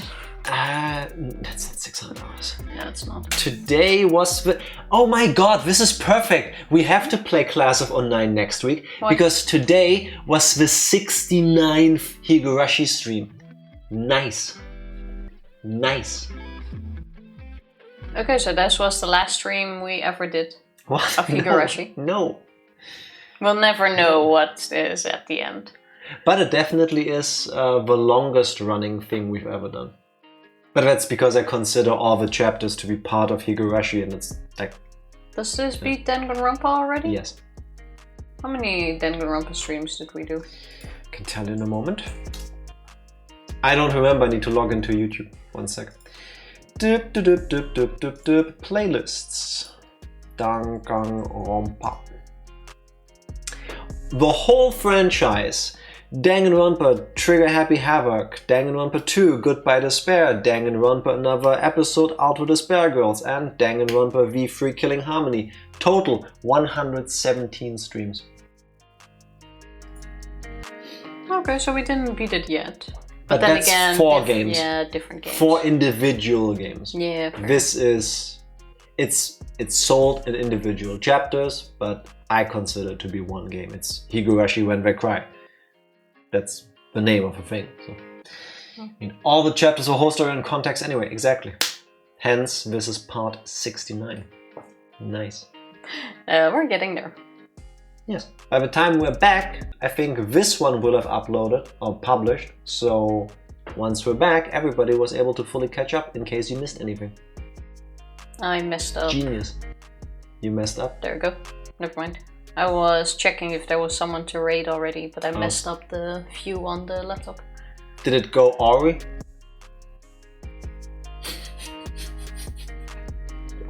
That evil squimp. Yes. Tuesday, Wednesday. Jack is streaming solo. Metroid. Zero Mission. I pray that I can finish it in 2 streams.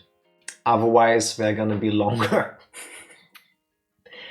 I'm a man of my word. Remember that one time in Danganronpa 1 we said, we're going to see chapter 4 today, I think it was. And then we streamed for 9 hours and 45 minutes.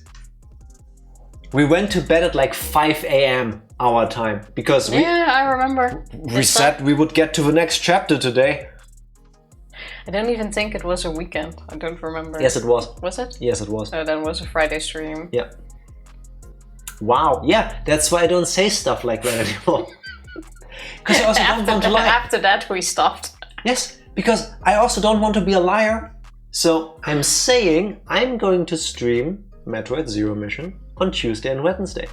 And I'm planning to complete it. Maybe not 100% it, because Metroid games are funky when it comes to the amount of stuff you can find and all that. But I will get through it. I think I should be able to. Hopefully. That's the plan at least. And on Friday we will finish Class of 09, Tifa. We shall see. You have 18 hours to tell me before I post the schedule. We shall see.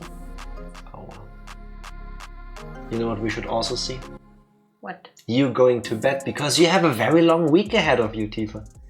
That yes, but we also still had to prepare some things for the... Oh, true. We need to unplug everything in here and remodel the room for the handyman tomorrow. Yeah, because he's also standing at our doorstep first thing in the morning.